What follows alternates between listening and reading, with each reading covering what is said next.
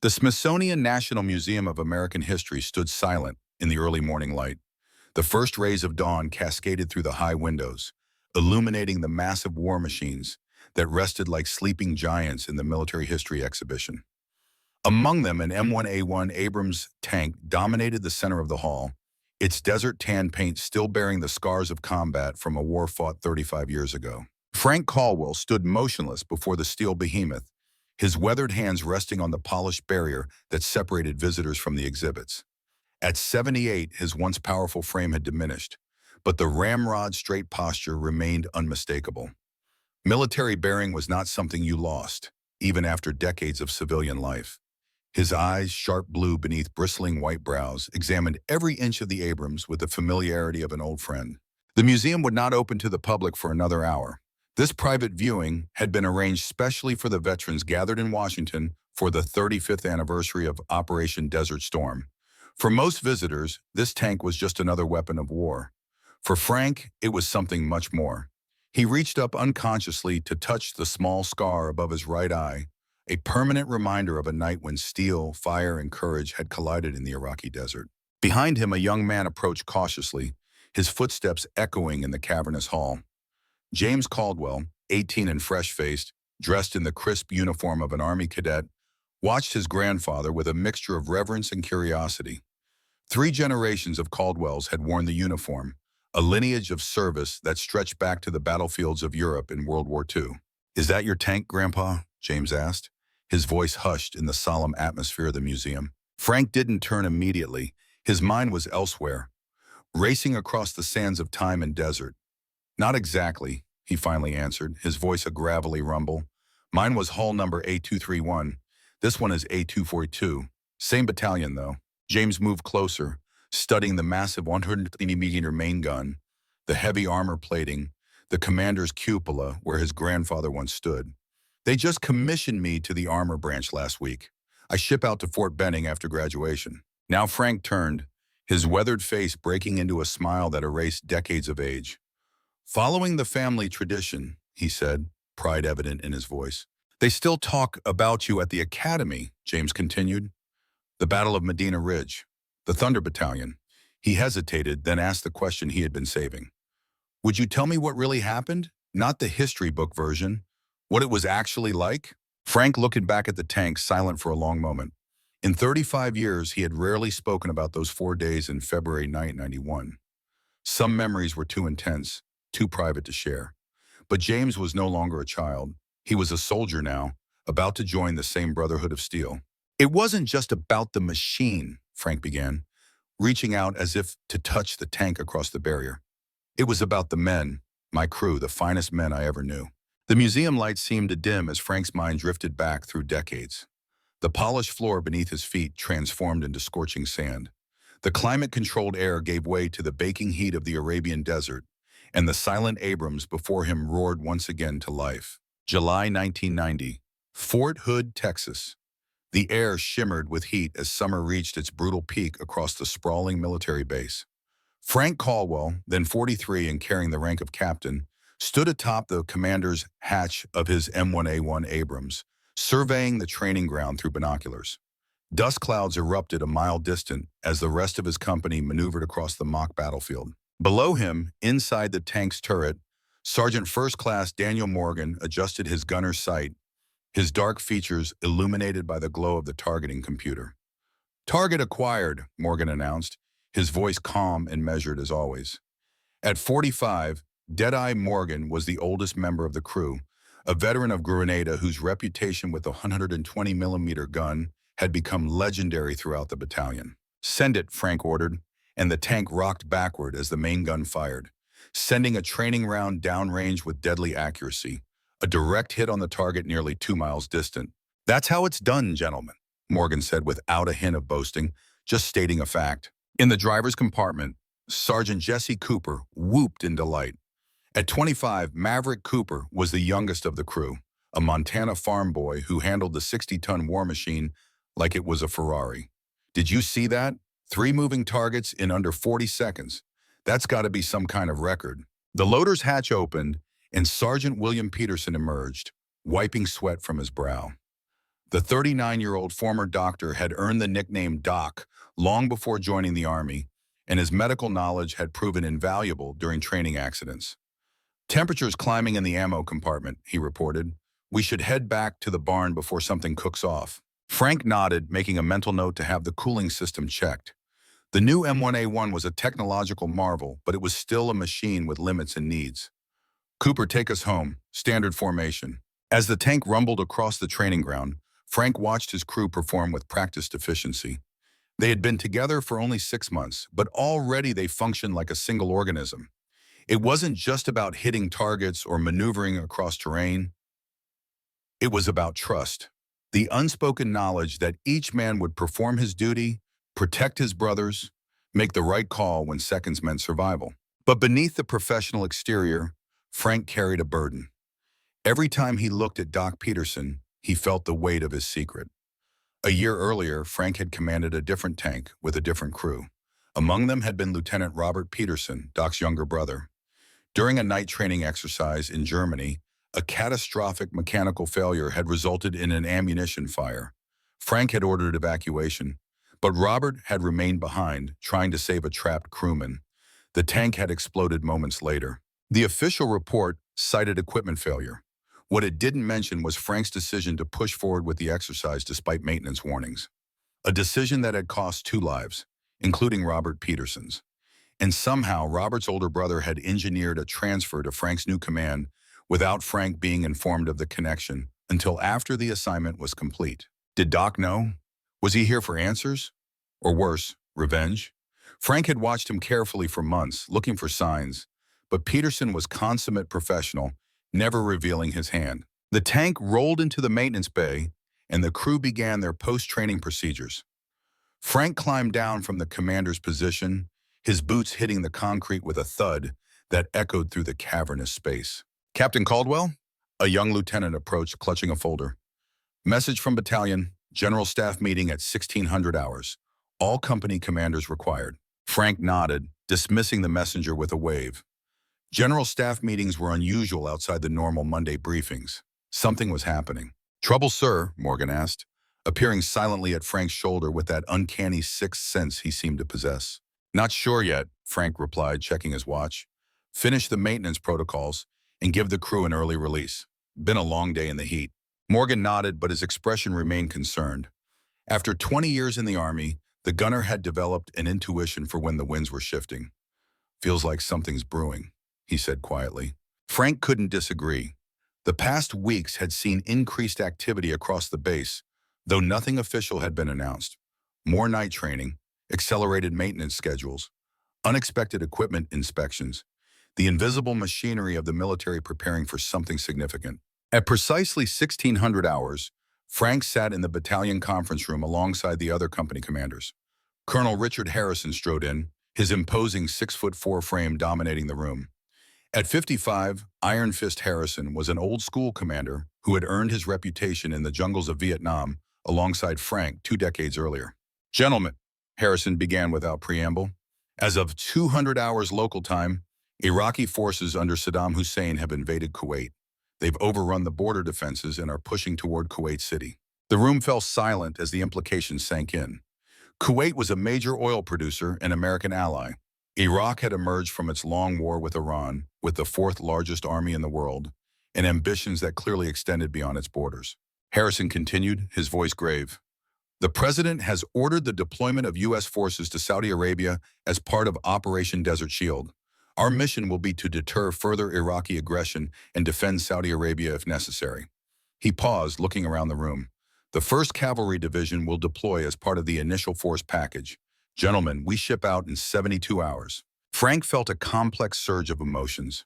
After 20 years of training for a Soviet invasion of Europe that never came, they were going to war in a desert against an enemy few had studied in depth. There would be 1,000 details to manage, equipment to prepare, men to brief, and he would need to tell Julia. His wife of 15 years had endured deployments before, but never with the certainty of combat looming. Not with 6-year-old Rebecca asking questions, not with another child on the way. As the meeting concluded, Harrison called out, "Caldwell, a word." Frank remained behind as the room emptied. Harrison had been his commanding officer in Vietnam, a mentor and friend despite the difference in rank.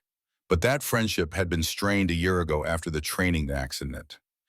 Harrison had supported Frank through the investigation, but something had changed between them. "Your company will be part of the advance force," Harrison said without preamble. "I need your best tanks and your best men." "We'll be ready, sir," Frank assured him. Harrison studied him for a long moment.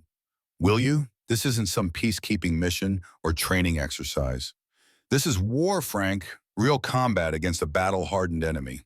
"My men are trained and ready," Frank replied, a defensive edge creeping into his voice. Harrison sighed, dropping the official tone. "I'm concerned about you, Frank. You haven't been the same since Germany. That fire in your gut, that absolute certainty I remember from Vietnam, it's gone." Frank stiffened. "I've been doing this job for 20 years, Colonel. I know how to lead men into combat." "Do you?" Harrison challenged. "Because from where I stand, you're still carrying the weight of those 2 body bags, still second-guessing yourself." He leaned closer. "Combat doesn't allow for hesitation. One moment of doubt gets more men killed." "Is there something you want to say, sir?" Frank asked coldly. Harrison straightened. "I could reassign you to the rear echelon, staff position. No one would question it." The suggestion hit Frank like a physical blow. Rear echelon meant Harrison didn't trust him in combat, didn't believe he could lead. "My place is with my men," Frank said, his voice tight with controlled anger. Harrison studied him, then nodded once. "Then prove me wrong, Captain. Show me the Frank Caldwell I knew in the jungle." He gathered his papers. Dismissed. Frank returned to his office, mind racing. Harrison's words had struck deeper than the colonel knew. The doubts were real. Since the accident, Frank had found himself hesitating, double-checking decisions that once came instinctively. The weight of command, once worn comfortably, now felt like a burden. And then there was Peterson. Frank had requested his transfer to another company twice, citing the need for his medical expertise elsewhere. Both requests had been denied. It seemed he was destined to command the brother of the man whose death weighed on his conscience. The drive home that evening was a blur. The modest officer's housing on base seemed unusually quiet as he parked his car in the driveway. Inside, he found Julia sitting at the kitchen table, the remains of dinner still laid out. Her hand rested protectively over her swollen belly, now 6 months along. One look at his face told her everything. "Where?" she asked simply. "Saudi Arabia, Kuwait border." Frank set his cap on the table. "We deploy in 3 days." Julia nodded slowly, absorbing the news with the practiced calm of a military wife who had learned to prepare for the worst while hoping for the best. "How long?" "Unknown. Depends on what Saddam does next." Frank sank into a chair across from her. "It could be weeks, could be months." "Rebecca's at Carol's house for a sleepover," Julia said, changing the subject in that way military families do, focusing on the immediate rather than the uncertain future. "I thought you'd be home earlier." Frank reached across the table for her hand. After 15 years, words were often unnecessary between them. She understood what he couldn't say, the fears he couldn't voice. "Julia, if anything happens..." She squeezed his hand hard, cutting him off. "Don't. We've been through this before. You focus on coming home, that's all." Frank nodded, though they both knew this was different. Vietnam had been a fading memory, jungle warfare against guerrillas. This would be desert combat against a conventional army with Soviet equipment and chemical weapons. The risks were different, the stakes higher. "Daddy!" 6-year-old Rebecca burst through the front door, her overnight bag forgotten as she launched herself into his arms. Frank caught her, lifting her high as her delighted laughter filled the kitchen. For a moment, the weight of the coming deployment lifted. "I thought you were at Carol's house," Frank said, setting her down. "I was, but then her mom said you were going away again, and I wanted to come home." Rebecca's smile faded. "Are you really going away, Daddy?" Frank glanced at Julia, who gave a small nod. They had always been honest with Rebecca about his duties. "Yes, sweetheart. Daddy has to go with his soldiers to help some people who are in trouble." Rebecca's face scrunched in concentration. "Like when you went to Germany?" "A little different this time," Frank said carefully. "I might be gone a bit longer." "Will you miss my birthday?" Her lower lip trembled slightly. Frank's heart clenched. Rebecca would turn 7 in October. "I'll try very hard to be back by then," he promised, knowing it was likely one he couldn't keep. Rebecca studied him with a child's perceptiveness. Then she reached into her pocket and pulled out a small fabric pouch on a string. "Miss Jenkins helped me make this in art class," she said, pressing it into his hand. It's a good luck charm. It keeps bad things away. Frank examined the small handmade pouch, crudely stitched but made with obvious care. It's beautiful, Becca. Promise you'll wear it, even when you're in your tank? I promise. Frank slipped the cord around his neck, tucking the charm beneath his uniform shirt, next to his heart. I won't take it off until I'm home again. That night, after Rebecca was asleep, Frank and Julia sat on the back porch swing, a tradition they'd maintained through 15 years of marriage. The Texas night was warm, cricket song filling the darkness. Frank held Julia close, her head resting on his shoulder, both aware of how precious these moments had become. Tell me what you're really thinking, Julia said softly. Not the officer talking, you. Frank was silent for a long moment. With Julia, he could remove the mask of command, speak the doubts he could never voice to his men or superiors. I'm not sure I'm the right man for this, he finally admitted. After Germany, I keep seeing their faces. Robert Peterson, David Mills, both dead because of a call I made. A mechanical failure that wasn't your fault, Julia corrected. A failure I was warned about and chose to ignore. Frank's voice was bitter. And now I'm commanding Peterson's brother. Every day I look at him and wonder if he knows, if he's waiting for the right moment to confront me. Julia shifted to look at him directly. Have you considered telling him the truth? Clearing the air before you deploy? Frank shook his head. And risk destroying the unit's cohesion right before combat? I can't. Then what will you do? The only thing I can do, Frank said, my job. Lead my men, complete the mission, bring them home. He paused. And hope like hell I don't make another mistake that gets someone killed. Julia took his face in her hands. Listen to me, Franklin Joseph Caldwell. You are the best officer I know. Those men are lucky to have you as their commander. Her voice softened. But you need to forgive yourself. What happened in Germany was a tragedy, not a failure of command. Frank wanted to believe her, but the weight of command, the responsibility for lives, wasn't something easily shared or understood by those who hadn't borne it. This is my last deployment, he said suddenly. When I get back, I'm putting in my papers. 20 years is enough. Julia studied him in the dim porch light. Are you sure the Army has been your life? Not my whole life, Frank said, placing his hand on her belly, feeling the strong kick of their unborn child. It's time for something new.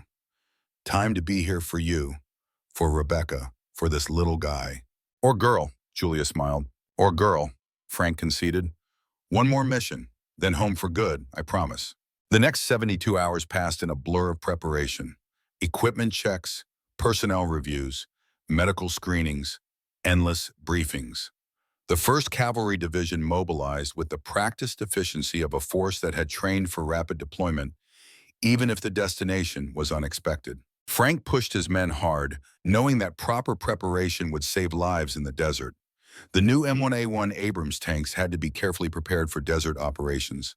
Air filters modified, cooling systems enhanced, ammunition secured, every detail checked and rechecked. On the final night before deployment, Frank called his crew together in the maintenance bay. Morgan, Peterson, and Cooper stood at attention beside their tank, now painted in desert tan rather than the woodland camouflage they were accustomed to. At ease, gentlemen, Frank said. I wanted a word before tomorrow. The men relaxed slightly, watching him expectantly. These weren't green recruits.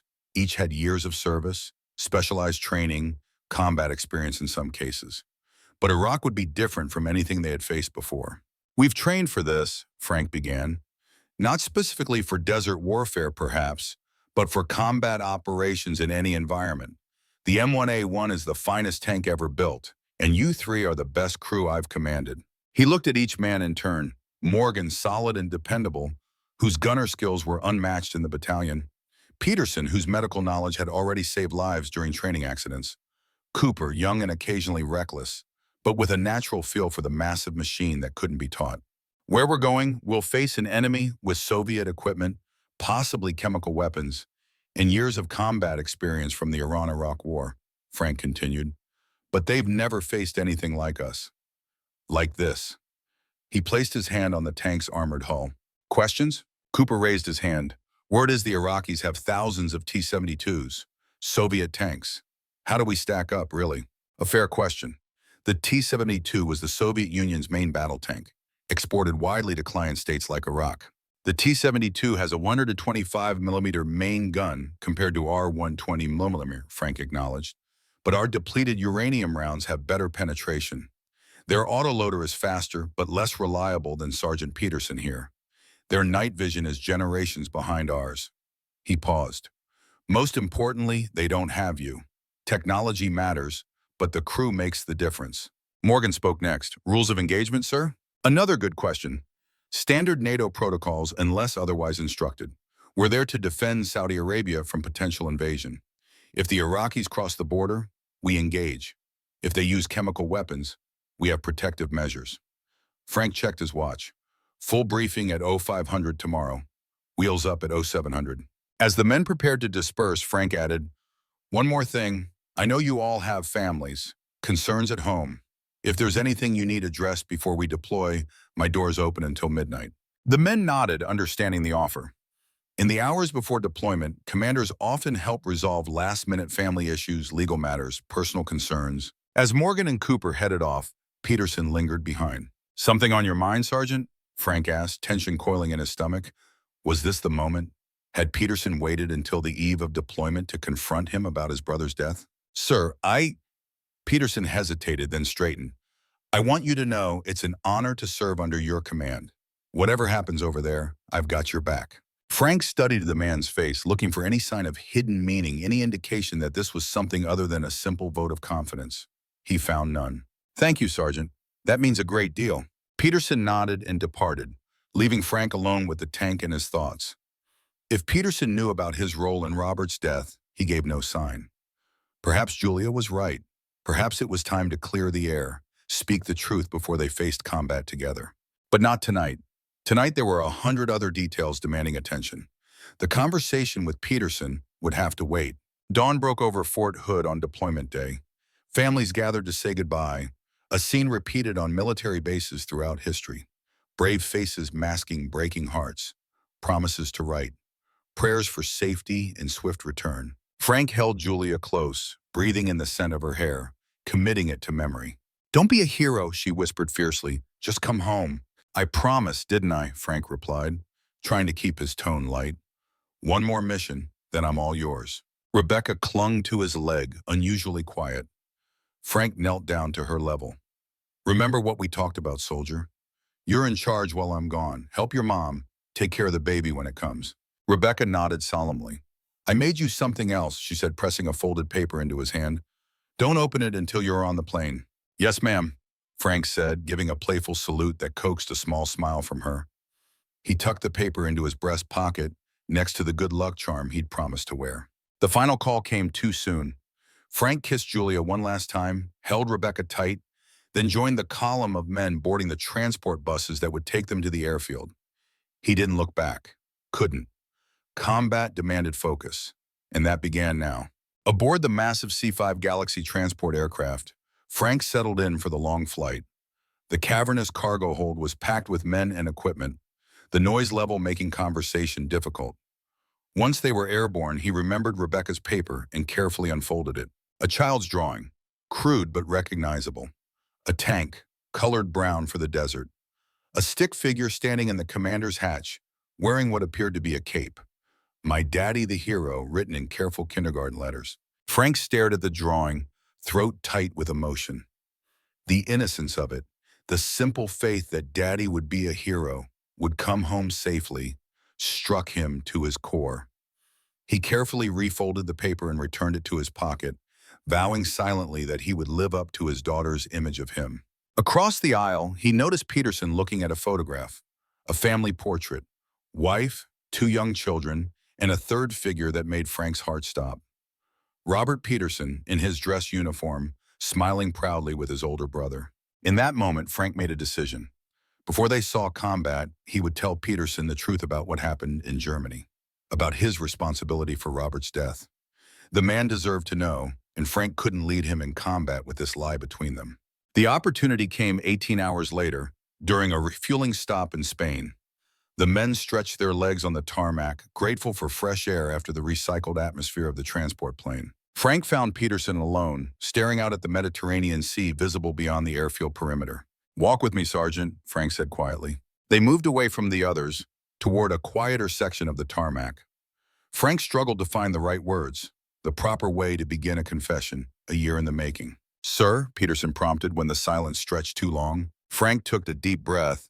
"I need to talk to you about your brother, about what happened in Germany." Peterson's expression remained neutral, but his shoulders tensed slightly. "With respect, sir, is this necessary now? On deployment?" "I think it is," Frank said. "Before we go into combat together, you deserve the truth." Peterson shook his head. "I know the truth, Captain. I read the investigation report. Mechanical failure, ammunition fire. My brother stayed behind to help a trapped crewman." "The report doesn't tell the whole story," Frank pressed on. "We had warning signs, maintenance issues I chose to ignore to complete the exercise." He met Peterson's gaze directly. "I made the call that put your brother in that situation. His death is on me." For a long moment, Peterson was silent, his face unreadable. When he finally spoke, his voice was carefully controlled. "Why are you telling me this now, sir?" Frank hadn't expected that question. "Because you deserve to know. Because I can't lead you in combat with this between us. And if I can't serve under you after hearing this, if I request transfer on the eve of deployment, have you considered what that does to the unit?" The questions hit Frank like body blows. He hadn't fully thought through the consequences, had acted on impulse, on his need for absolution. "I would support your request," Frank said quietly. "Your brother died because of my decision. I wouldn't blame you for wanting distance." Peterson studied him, then shook his head slowly. "Captain, I've known about your role since the day it happened. Why do you think I requested transfer to your command?" Frank stared at him, stunned. "You knew all this time?" "Robert called me the day before the exercise," Peterson explained. "Told me about the maintenance concerns, about your decision to proceed anyway. He wasn't criticizing you. He respected your judgment, believed in completing the mission despite the risks." Frank struggled to process this revelation.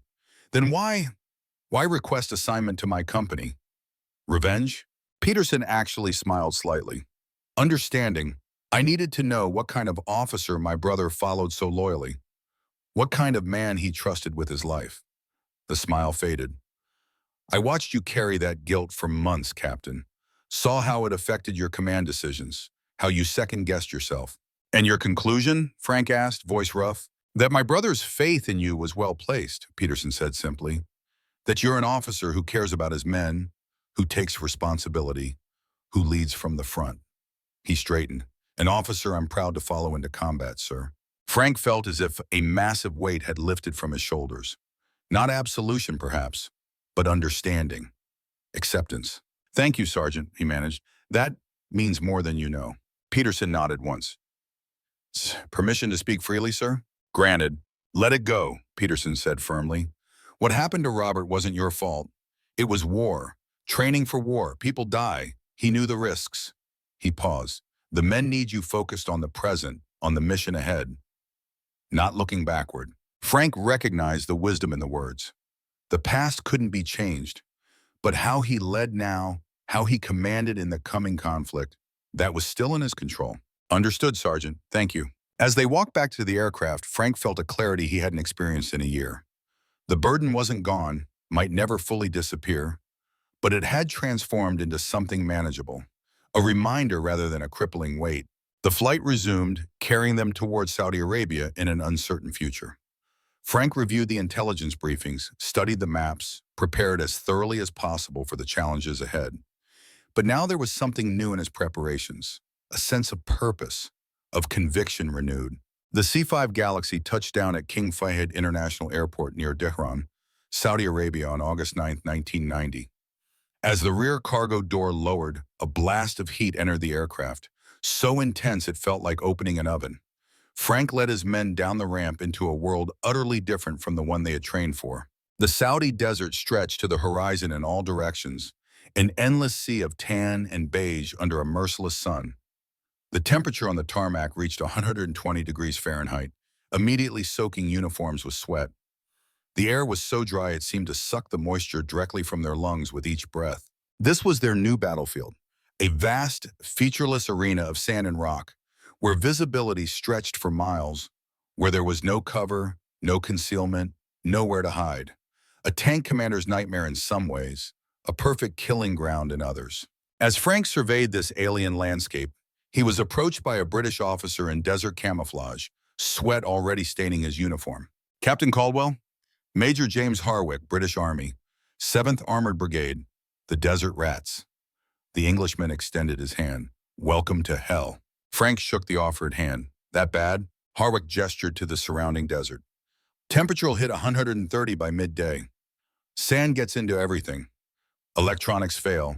Engines overheat. Men collapse from heat exhaustion doing the simplest tasks. He grinned suddenly. But the good news is if Saddam's boys cross the border, we'll see them coming 50 miles away. This was Frank's introduction to Operation Desert Shield, the massive military buildup designed to deter further Iraqi aggression and defend Saudi Arabia if necessary. In the coming days, his unit would join the largest deployment of American forces since Vietnam, taking position along the Kuwait-Saudi border as part of a multinational coalition. The first challenge was simply adapting to the environment. The desert was an implacable enemy before a single shot was fired. Men collapsed from heat stroke during routine maintenance. Equipment designed for European battlefields failed in the extreme conditions. Sand infiltrated every crevice, jamming weapons, clogging air filters, abrading exposed skin. Frank drove his men hard but intelligently, forcing adaptation while preventing exhaustion. Work periods in the cooler morning and evening hours, mandatory water consumption, careful monitoring for heat-related illness. The learning curve was steep but necessary. In combat, environmental casualties could be as deadly as enemy fire. The M1A1 Abrams tanks themselves required significant modifications. Additional cooling systems, enhanced air filtration, new maintenance protocols. The tanks had been designed for the forests and plains of Europe, not the scorching deserts of Arabia. A week after arrival, Frank was summoned to a command briefing at the coalition headquarters. Colonel Harrison and other senior officers gathered around a large tactical map showing the Kuwait-Saudi border region. The mood was grim. Latest intelligence indicates Saddam has moved elements of the Republican Guard to the Kuwait border, Harrison explained, indicating positions on the map. These aren't the conscripts who invaded Kuwait. These are his elite forces, veterans of the Iran-Iraq War, well-trained, well-equipped, and fanatically loyal. Frank studied the map, noting the Iraqi tank concentrations, artillery positions, defensive works. The Republican Guard represented Iraq's most professional fighting force, equipped with the best Soviet equipment money could buy. Our current force isn't sufficient to repel a determined Iraqi push into Saudi Arabia, Harrison continued. We're talking 1,000 tanks, 2,000 armored personnel carriers, hundreds of artillery pieces. If they come across the border before our buildup is complete, we'll have to fight a delaying action while civilians are evacuated. The implications were clear. They were the thin line between Saddam's army and the Saudi oil fields. If that line broke, the consequences would be catastrophic. As the briefing concluded, Frank noticed a Saudi intelligence officer in animated conversation with an American analyst. They were examining what appeared to be satellite photos, pointing to locations near the border. Curiosity piqued, Frank moved closer, catching fragments of their discussion. Unusual activity here, possibly a supply depot. Too exposed for ammunition storage. Chemical weapons capability? Frank's blood ran cold at the last phrase. Chemical weapons were Saddam's equalizer, his counter to American technological superiority. The Iraqis had used them extensively against Iran and against their own Kurdish population. Gas masks and protective gear were standard issue for coalition forces, but fighting in chemical protective equipment was difficult at best. Nearly impossible in the desert heat. Harrison appeared at his shoulder, noting his interest in the intelligence discussion. Something catch your attention, Captain? Frank hesitated, then decided directness was best. Sir, I overheard mention of possible chemical weapons sites near the border. Harrison's expression hardened. That's classified intelligence, Caldwell. Not for company-grade officers. With respect, Colonel, if my men might face chemical attacks, I'd like to be prepared. Harrison studied him for a moment, then gestured for Frank to follow him to a quieter corner of the command center. What you overheard is preliminary, unconfirmed. Harrison's voice was low. We have indications of unusual supply activities at several sites just inside Kuwait. Could be chemical weapons, could be conventional ammunition, could be nothing. But if it is chemical weapons, positioned near the border, then Saddam might be preparing to use them in a surprise attack, Harrison finished. Yes, we've considered that possibility. Shouldn't we hit those sites? Frank pressed. Airstrikes, special forces, something before those weapons can be deployed. Based on unconfirmed intelligence? Starting a war based on a hunch? Harrison shook his head.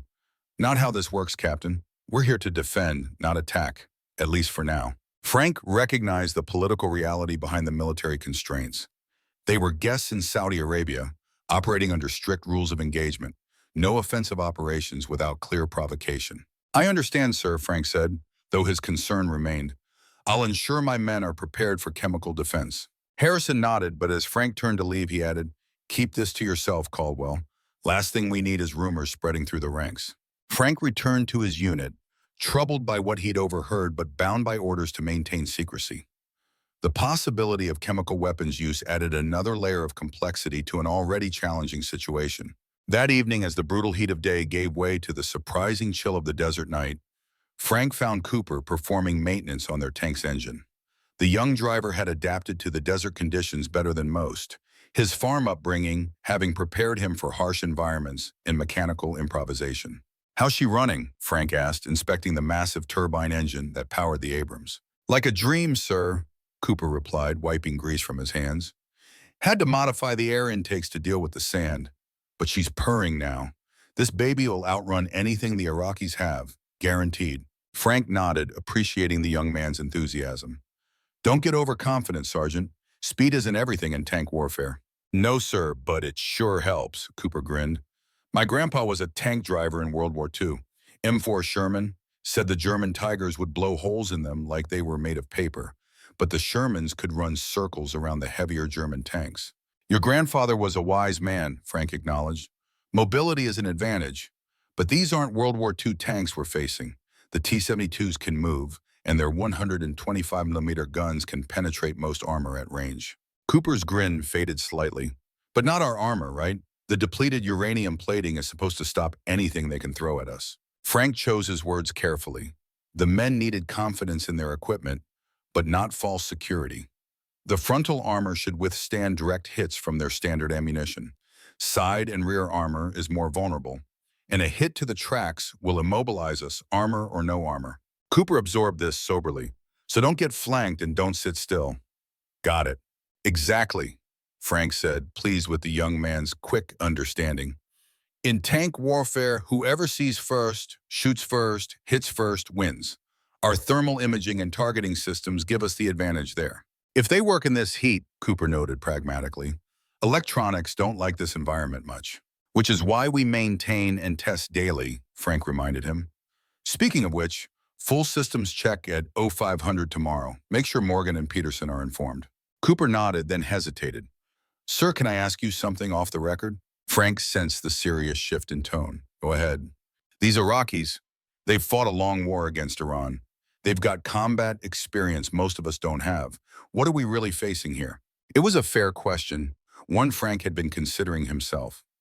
Most of his men, like most American soldiers of that era, had never seen actual combat. Training exercises, yes. Peacekeeping missions, perhaps. But not the raw, chaotic reality of modern conventional warfare. They have experience, Frank acknowledged. 8 years of war against Iran. But it was a different kind of fighting. Trench warfare, human wave attacks, static defensive positions. He paused, considering his next words. What they haven't faced is an opponent with overwhelming technological superiority, night vision, precision-guided weapons, real-time intelligence. But they're not afraid to die, Cooper said quietly. That's what I keep hearing, that they'll just keep coming, no matter how many we kill. Frank placed a hand on the young sergeant's shoulder. Listen to me. Every man is afraid to die, Cooper. Iraqi, American, doesn't matter. What makes the difference is training, equipment, and leadership. He met Cooper's eyes directly. We have the best of all three. Cooper seemed to draw strength from the certainty in Frank's voice. He straightened, nodding. Yes, sir. Thank you, sir. As Cooper returned to his maintenance tasks, Frank walked the perimeter of their position, checking on other tanks and crews. The desert night was eerily beautiful, the vast canopy of stars unobscured by light pollution, the temperature now almost pleasant after the scorching day. In the distance, the lights of Saudi oil facilities glowed against the horizon, a constant reminder of what they were here to protect. Behind them, the logistical marvel of modern warfare continued around the clock as more troops, more equipment, more supplies poured into the theater of operations. Frank found Morgan sitting atop their tank's turret, cleaning his personal sidearm with methodical precision. The veteran gunner acknowledged his commander with a nod, but continued his work without breaking rhythm. "Thinking deep thoughts, Sergeant?" Frank asked, climbing up to join him. Morgan smiled slightly. "Just remembering, sir, first time I was deployed, Grenada, 1983. Thought I was headed into the fight of my life." He reassembled the pistol with practiced ease. Turned out to be more confusion than combat, over almost before it began. "You think this will be different?" Frank asked, genuinely interested in the veteran's perspective. Morgan gazed toward the darkened northern horizon where Kuwait and Iraqi forces lay. "This ain't Grenada, sir. This is the real thing." He holstered his weapon. "Fifth-generation American, did you know that? My family's been fighting this country's wars since before it was a country. Great-great-grandfather was a Buffalo soldier. Grandfather was at Normandy. Father did 2 tours in Vietnam." Frank hadn't known this history, though he wasn't surprised. Morgan carried himself with the quiet dignity of a man continuing a proud tradition. "Lot of history there," Frank acknowledged. Morgan nodded. "Thing is, none of them ever fought with equipment like this." He patted the tank's turret. "My daddy was in a Patton tank in Vietnam. Said you could hear a round hit the armor, feel the impact shake the whole vehicle. In this beast, might not even notice we've been shot at until the computer tells us." "Technology changes, the fundamentals don't," Frank observed. "Exactly right, sir. Still comes down to the crew, the men inside the machine." Morgan's expression turned serious. "These boys are good. Cooper's got natural talent. Peterson's steady under pressure. But they haven't seen the elephant yet." The old military expression, "seeing the elephant," referred to a soldier's first experience of combat, the moment when training met reality. "They'll rise to the occasion," Frank said with conviction. Morgan studied him. "And you, sir? Vietnam was a different war, different enemy, different rules." Frank considered the question. His tour in Vietnam had been at the tail end of American involvement, more evacuation than combat. But he'd seen enough to know the chaos, the confusion, the thin line between courage and terror. "I'll do my duty, Sergeant. Lead from the front. Bring our men home." Morgan seemed satisfied with this answer. "That's all any of us can do, sir." He glanced at his watch. "You should get some rest, Captain. Morning comes early in the desert." Frank recognized the gentle suggestion from his senior NCO and took it in the spirit intended. "Good advice. Don't stay up too late yourself." As he made his way to his tent, Frank reflected on the conversations with Cooper and Morgan. Different concerns, different perspectives, but the same underlying question. Were they ready for what lay ahead? The answer would come sooner than any of them expected. 3 days later, in the pre-dawn darkness, Frank was awakened by the sound of boots outside his tent. "Captain Caldwell." The voice belonged to a young lieutenant from battalion staff. "Colonel Harrison requests your immediate presence at the command center, sir." Frank checked his watch. 03:47 hours. Nothing good happened at this hour. He dressed quickly and followed the lieutenant to the command vehicle where Harrison and other company commanders had already gathered around a tactical display. Harrison looked up as Frank entered, his face grim in the blue glow of the electronic maps. Intelligence reports unusual movement among Iraqi forces along the border, multiple tank battalions repositioning under cover of darkness. Frank studied the display, noting the Iraqi formations shifting closer to the Saudi border. "Preparation for an attack?" "Possibly," Harrison replied, "or a feint to test our reactions." He indicated their own positions on the map. "We're moving to heightened alert. All units will advance to defensive positions along phase line bullet." He pointed to a line 20 kilometers north of their current location. "Captain Caldwell, your company will take the eastern sector. Here." Frank examined the assigned position. Exposed terrain, minimal natural obstacles, but good fields of fire. A classic tank killing ground if the Iraqis came across the border. "Rules of engagement?" one of the other captains asked. "Unchanged," Harrison said firmly. "We do not fire unless fired upon. This is still Operation Desert Shield, not Desert Sword. Our mission is deterrence, not provocation." The officers absorbed this with professional stoicism, though Frank sensed the frustration. Tactical doctrine emphasized seizing initiative, striking first when possible. Waiting to be attacked placed them at a disadvantage. "One more thing," Harrison added. "CENTCOM believes Saddam may be preparing to use chemical weapons. All personnel will move to MOP Level 2. This meant carrying protective masks and suits, ready to don them at the first sign of chemical attack. Frank's earlier suspicions were confirmed. The intelligence about chemical weapons sites had proven accurate enough to influence operational planning. Questions? Harrison asked. There were none. Move out in 30 minutes, dismissed. Frank returned to his unit, rousing his men and briefing them on the situation. The soldiers responded with the efficient urgency of professionals, preparing vehicles and equipment without panic or confusion. As dawn broke over the desert, a convoy of tanks and support vehicles moved north toward the designated defensive line. Frank stood in the commander's hatch of his Abrams, scanning the horizon through binoculars. The desert stretched before them, deceptively empty, a battlefield waiting for armies to give it purpose. Morgan's voice came through the intercom. Think they'll come, sir? Frank considered the question, weighing intelligence against intuition. Not today, he finally replied. Saddam's testing us, seeing how we respond to movement. The real attack, if it comes, will be at night, when he thinks our technology advantage is minimized. He's in for a surprise then, Morgan commented. These thermal sights work better at night than day. Let's hope we don't have to prove that, Frank said, though in his heart he knew differently. The confrontation was coming. The only questions were when and where. As their tank crested a small rise, the full expanse of the border region came into view. Miles of empty desert, broken occasionally by low ridgelines and wadis, dry riverbeds that could provide concealment for advancing forces. Beyond lay Kuwait and the Iraqi army that had swallowed it whole. Frank felt a strange calm settle over him. The doubts that had plagued him since Germany seemed distant now, replaced by the clear focus of immediate responsibility. His men, his tank, his mission. Everything else, the geopolitics, the oil, the strategic implications, faded to background noise. In that moment, as the desert sun rose higher and his tank took position along the thin line of steel in determination that stood between an aggressor and his prize, Captain Frank Caldwell was exactly where he needed to be. A soldier doing his duty, a leader protecting his men, a guardian at the edge of darkness. The M1A1 Abrams settled into its defensive position, engine idling, weapons ready. Inside, 4 men prepared for whatever might come, bound together by training, trust, and the steel cocoon that would be their home in the crucible ahead. The thunder of the Abrams had not yet been unleashed, but its time was coming, and when it came, the desert would tremble. The desert nights were deceptively beautiful. As darkness fell over the Saudi Arabian frontier, the temperature plummeted, transforming the scorching inferno of day into an almost pleasant chill. Stars appeared by the billions, undiminished by light pollution, creating a celestial canopy more brilliant than anything Frank Caldwell had seen in his 43 years. In another context, it might have been peaceful. But this was not peace. This was the calm before the storm. Frank stood atop his M1A1 Abrams, scanning the northern horizon through night vision goggles.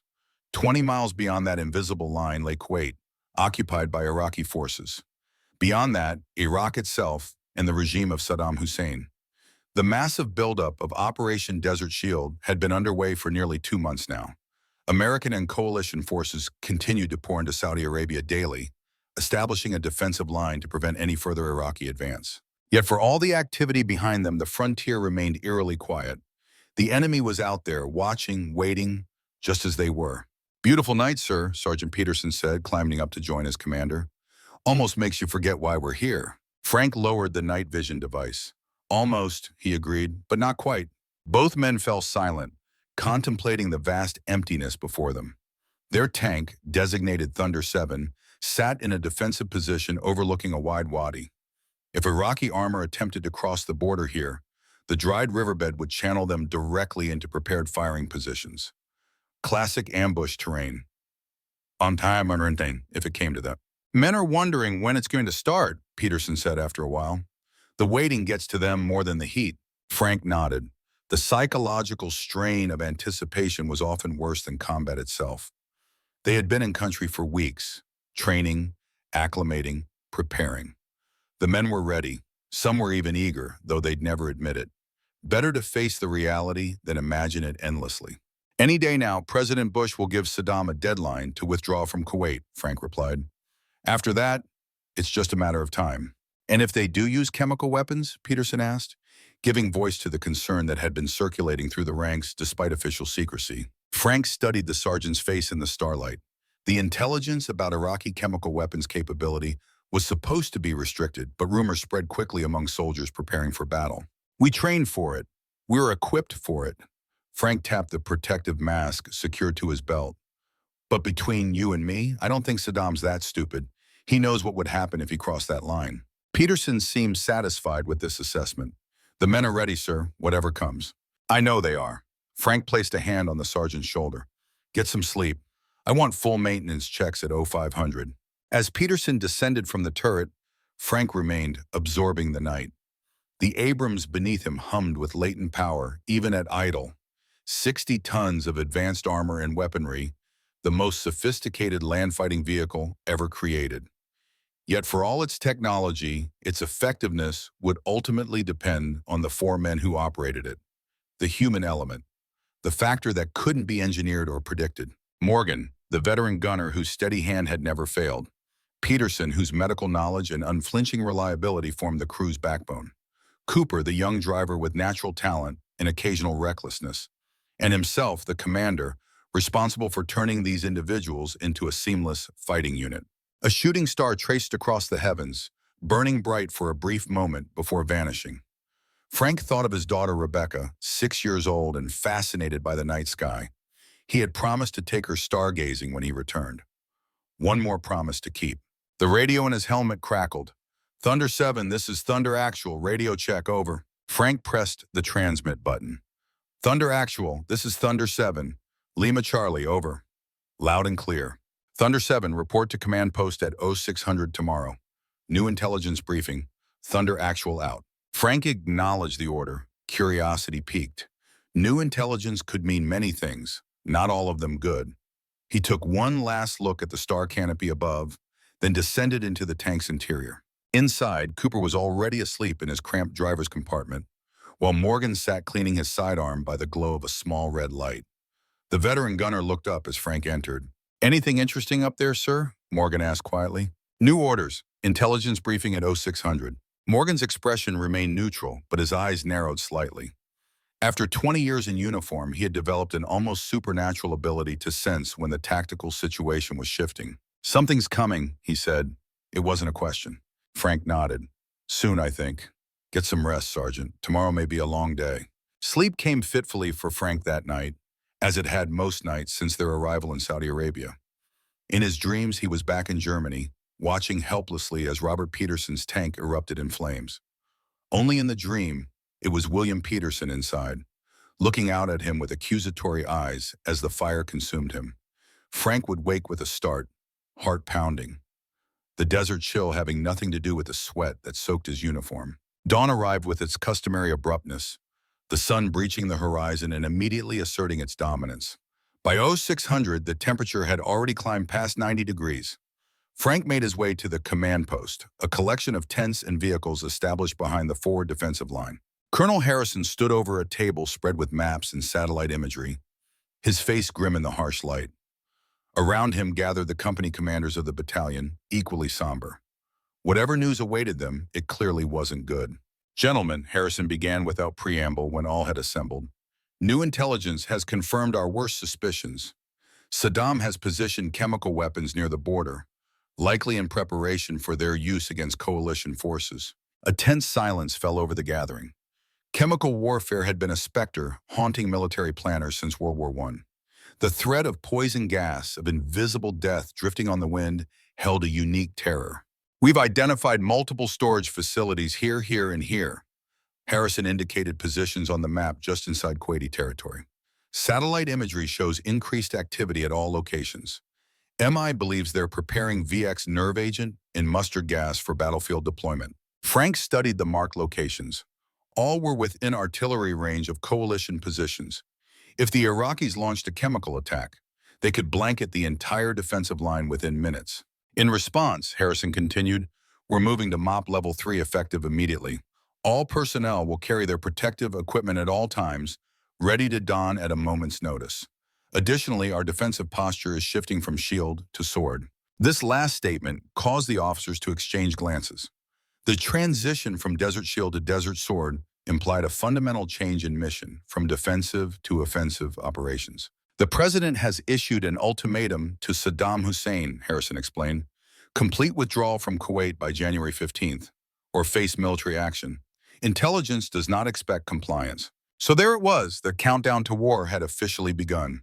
Weeks, not months. In preparation, Harrison continued, we're initiating Operation Desert Storm. The air campaign will commence prior to any ground action, targeting Iraqi command and control, air defenses, and known WMD sites. He pointed to the chemical weapons storage locations again. These facilities will be among the first targets. However, given their proximity to the border, we must prepare for the possibility that Saddam will deploy these weapons before they can be neutralized. Sir, one of the company commanders spoke up, what about our Arab coalition partners? Are they aware of this intelligence? Harrison's expression darkened. That's where things get complicated. The Saudis have been informed, but there's disagreement about the appropriate response. Some elements within their military and government don't believe the intelligence is conclusive enough to justify preemptive strikes. Frank felt a chill despite the growing heat of the day. Politics interfering with military necessity was a recipe for disaster. Our orders, Harrison said firmly, are to prepare for any contingency while diplomatic efforts continue. Captain Caldwell, your company will conduct a forward reconnaissance mission to PL Victor. He indicated a position 5 kilometers closer to the border than their current defensive line. I want eyes on any unusual Iraqi activity near the suspected chemical sites. Frank nodded, absorbing the implications. A reconnaissance in force would place his tanks closer to potential chemical attack, but would also provide critical early warning if the Iraqis began to move their weapons. Duration of mission, Frank asked. 48 hours, starting tonight at 2200. Minimal profile. I don't want the Iraqis to know we're watching those specific locations. The briefing continued with details of communications protocols, support elements, and contingency plans. Throughout, Frank's mind raced, calculating risks and planning the mission. His company consisted of 14 Abrams tanks, organized into 3 platoons plus his command tank. A formidable force, but spread thin if tasked with covering multiple observation points. As the meeting concluded, Harrison held Frank back. A word, Captain. The 2 men stepped outside the command tent into the harsh morning light. Harrison's face showed the strain of command, lines etched deeper by weeks in the desert sun. This mission is critical, Frank, he said, dropping military formality. If Saddam deploys chemical weapons, thousands of our people could die before we even fire a shot. I understand the stakes, sir. Harrison studied him for a moment. The Frank Caldwell I knew in Vietnam wouldn't hesitate. He'd take the initiative, regardless of the rules of engagement. Frank felt a flash of irritation. Are you suggesting I violate orders, Colonel? I'm suggesting, Harrison said carefully, that sometimes a commander on the ground has to make judgment calls.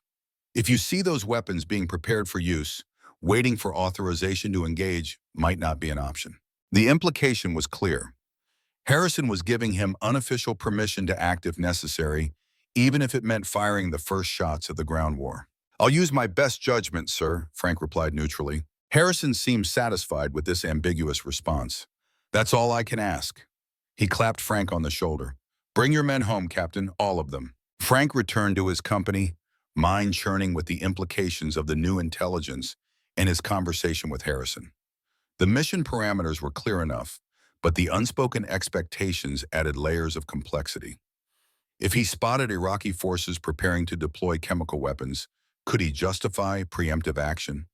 Should he? He gathered his platoon leaders for a briefing, conveying the essential information while maintaining operational security.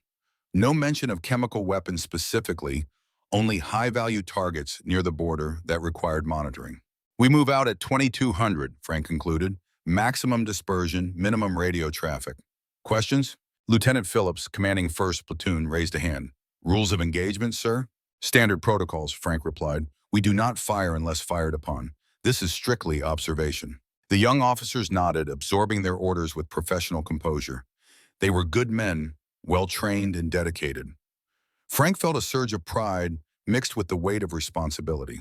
These soldiers trusted him to make the right decisions, to bring them home safely. As the officers dispersed to prepare their platoons, Frank returned to his tank to brief his own crew. Morgan, Peterson, and Cooper gathered around as he outlined the mission. using the sand at their feet to illustrate positions and movements. Observation only, Frank emphasized, but be prepared for rapid response if the situation changes. Cooper, ever enthusiastic, grinned. First real mission since we got here. About time we earned our combat pay. Morgan shot the young driver a warning look. Combat isn't something you wish for, kid. Cooper's smile faded. No disrespect intended, Sergeant, just eager to do our job. Frank understood both perspectives. The anticipation of finally taking action after weeks of waiting, tempered by the veteran's knowledge that combat was never something to be desired. Maintenance checks completed, sir, Peterson reported, changing the subject. All systems optimal. We're fully loaded with ammunition and supplies for 48 hours. Good work, Frank acknowledged. Rest up during the day. We'll need maximum alertness tonight. As the men dispersed to their duties, Frank noticed Morgan lingering behind, his expression troubled. Something on your mind, Sergeant? The veteran gunner hesitated, then spoke quietly. Sir, this mission, it feels different, like we're being set up as triggers. Frank had worked with Morgan long enough to respect his intuition. Explain. Forward reconnaissance right when tensions are highest? Placing us near high-value Iraqi targets? Morgan shook his head. Feels like someone upstairs wants us to start something so they don't have to give the official order. It was uncomfortably close to Harrison's implied suggestion. Frank chose his words carefully. Our mission is observation only. That's what we'll do. Morgan studied his commander's face, then nodded once. Yes, sir, just wanted to say my piece. As the day progressed, Frank finalized preparations for the night movement. Maps were studied, routes memorized, contingency plans established. The company would move in 3 columns, using terrain features to mask their advance, then establish observation posts overlooking the suspected chemical weapons sites. By late afternoon, the oppressive heat began to subside, and Frank took the opportunity to write a letter to Julia. If things went as he expected, mail service would soon be disrupted by the commencement of hostilities. He wanted to ensure his words reached her before the world learned that war had begun in earnest. The letter was difficult to compose. How to convey his feelings without causing undue worry. How to say what might be goodbye without making it sound final. In the end, he kept it simple, reaffirming his love, expressing his hope for their future together, promising to return to her and Rebecca and their unborn child. He sealed the envelope and added it to the mail pouch, feeling the familiar mixture of longing and resolve that had accompanied every deployment throughout his military career. Then he turned his full attention to the mission ahead. Darkness fell swiftly in the desert. By 2200 hours, Frank's company had mounted up and begun their advance toward the border. 14 Abrams tanks moving in silent formation, a steel tide flowing through the night. Each vehicle maintained blackout conditions, visible only through night vision equipment. Frank stood in the commander's cupola of Thunder 7, scanning the terrain ahead through thermal imaging. The desert appeared as a landscape of blues and greens, with occasional hot spots where rocks retained the day's heat. No sign of enemy activity yet, but they were still in friendly territory. 5 minutes to phase line whiskey, Cooper reported from the driver's position below. Frank acknowledged with a tap on Cooper's shoulder. Phase line whiskey marked the forward edge of coalition forces' current positions. Beyond lay the no-man's land between defensive lines and the Kuwaiti border. The radio crackled with minimal traffic as platoon leaders reported status. All units moving according to plan, no contacts or mechanical issues. Frank felt a small surge of satisfaction. His company was performing with the precision he'd instilled through countless training exercises. They crossed phase line whiskey at precisely 22:45 hours, now officially in unoccupied territory. The terrain changed subtly, featuring more wadis and low ridgelines, ideal terrain for concealed observation posts. Frank directed 1st Platoon toward the western sector, 2nd Platoon to the center, and 3rd Platoon to the east, while his command tank took position on a slight elevation offering visibility across the entire area. All stations Thunder 7, establish observation posts and report, Frank transmitted. Acknowledgements came in sequence as each platoon found suitable positions overlooking their assigned sectors. From these locations, they had visual coverage of all 3 suspected chemical weapon sites inside Kuwait. Thunder 7, Thunder 3, came the voice of Lieutenant Brooks, commanding 3rd Platoon in the eastern sector. Possible vehicle movement at grid coordinate Kilo 79er. Multiple heat signatures. Frank swung his thermal sight toward the indicated position. At extreme range, He could just make out the distinctive heat blooms of engines, several vehicles moving in formation, approximately 5 kilometers inside Kuwaiti territory. Thunder 3, maintain observation and report any changes. Do not illuminate with laser rangefinder. The last instruction was critical. The Abrams laser rangefinder, while essential for accurate targeting, would immediately alert the Iraqis that they were being observed if activated. Thunder 7, Thunder 1, Phillips reported from the western sector. No movement at primary target. Site appears inactive. Frank acknowledged, then directed Morgan to maintain continuous observation of the eastern sector where movement had been reported. If those vehicles were transporting chemical weapons or preparing for their deployment, he needed to know immediately. The hours passed with agonizing slowness. Occasional reports filtered in from the platoons, but none indicated clear hostile intent or preparations for chemical warfare. The vehicle movement initially observed had stopped at what appeared to be a supply depot several kilometers from the border. By 300, Frank was beginning to wonder if the intelligence had been flawed. The sites showed normal activity for military installations, nothing suggesting imminent chemical weapons deployment. Then the radio crackled with urgency. Thunder 7, Thunder 2, major vehicle movement at primary target. Multiple trucks approaching facility, personnel and protective gear visible. Frank immediately directed his thermal sight to the central sector. Lieutenant Chen was right. A convoy of trucks had arrived at the suspected chemical site, and figures in what appeared to be protective suits were unloading cylindrical objects. Zoom in maximum magnification, Frank ordered Morgan. The thermal image jumped forward, details becoming clearer despite the distance. Those are artillery shells, Morgan said quietly. And those protective suits, they're handling something they don't want on their skin. Frank felt his pulse quicken. This was exactly the scenario they had been sent to observe. Iraqi forces preparing chemical munitions for battlefield use. Thunder Actual, Thunder 7, Frank transmitted to battalion headquarters. Confirmed activity at Target Bravo. Chemical munitions being prepared for transport. Request instructions. Long seconds passed before Harrison's voice replied, distorted by encryption.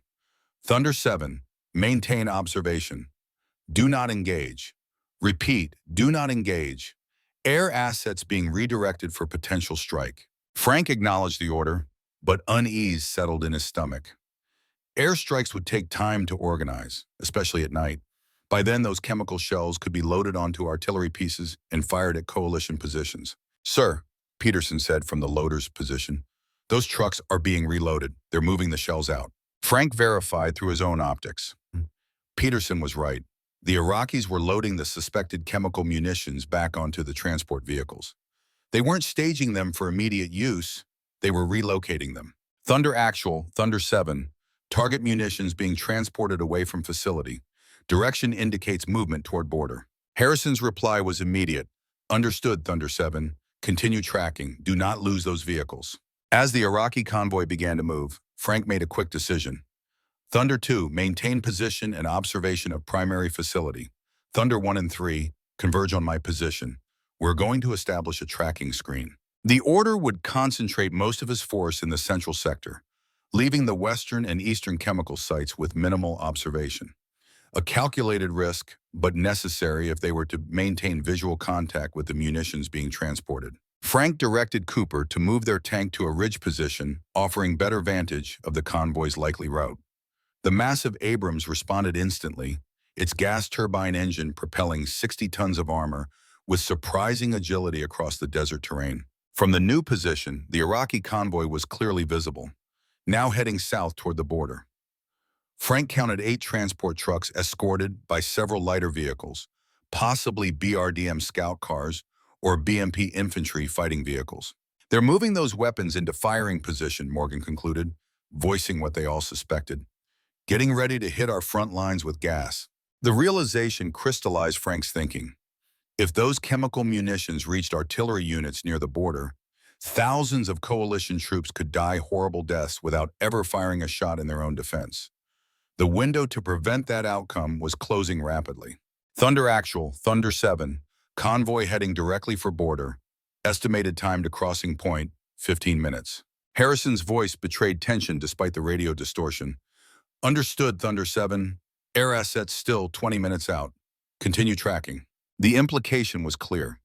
By the time air support arrived, those weapons would be across the border and in position to strike. Frank faced the decision Harrison had prepared him for earlier: follow orders and allow the chemical weapons to be deployed, or take action that might trigger the ground war prematurely. Thunder 7 to all Thunder elements. Converge on my position, maximum speed. As his scattered platoons acknowledged and began moving to join him, Frank considered his options. A direct attack on the convoy would violate his orders and potentially start the war. But allowing those chemical weapons to reach their destination was unthinkable. Cooper, plot an intercept course parallel to that convoy's route. Keep us hull down behind this ridgeline. Yes, sir, Cooper replied, understanding immediately. The Abrams accelerated, its suspension absorbing the rough terrain as it raced along the concealed side of the ridge. Sir, are we engaging? Peterson asked, the question hanging in the air. Frank considered his response carefully. We're positioning to block their route to the border. If they turn back, no engagement necessary. It was a thin justification, but it gave his men the clarity they needed.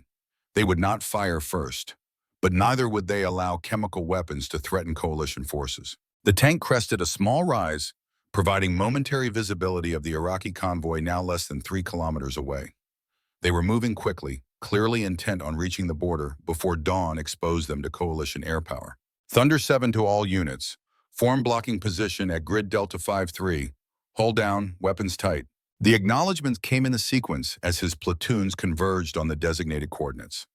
They would establish a line of tanks concealed behind terrain features, visible to the approaching Iraqi convoy only when they were too close to retreat safely.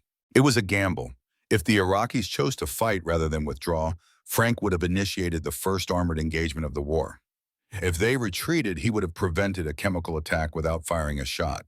All Thunder elements report position, Frank transmitted as they reached the blocking coordinates. Thunder 1 in position. Thunder 2 in position.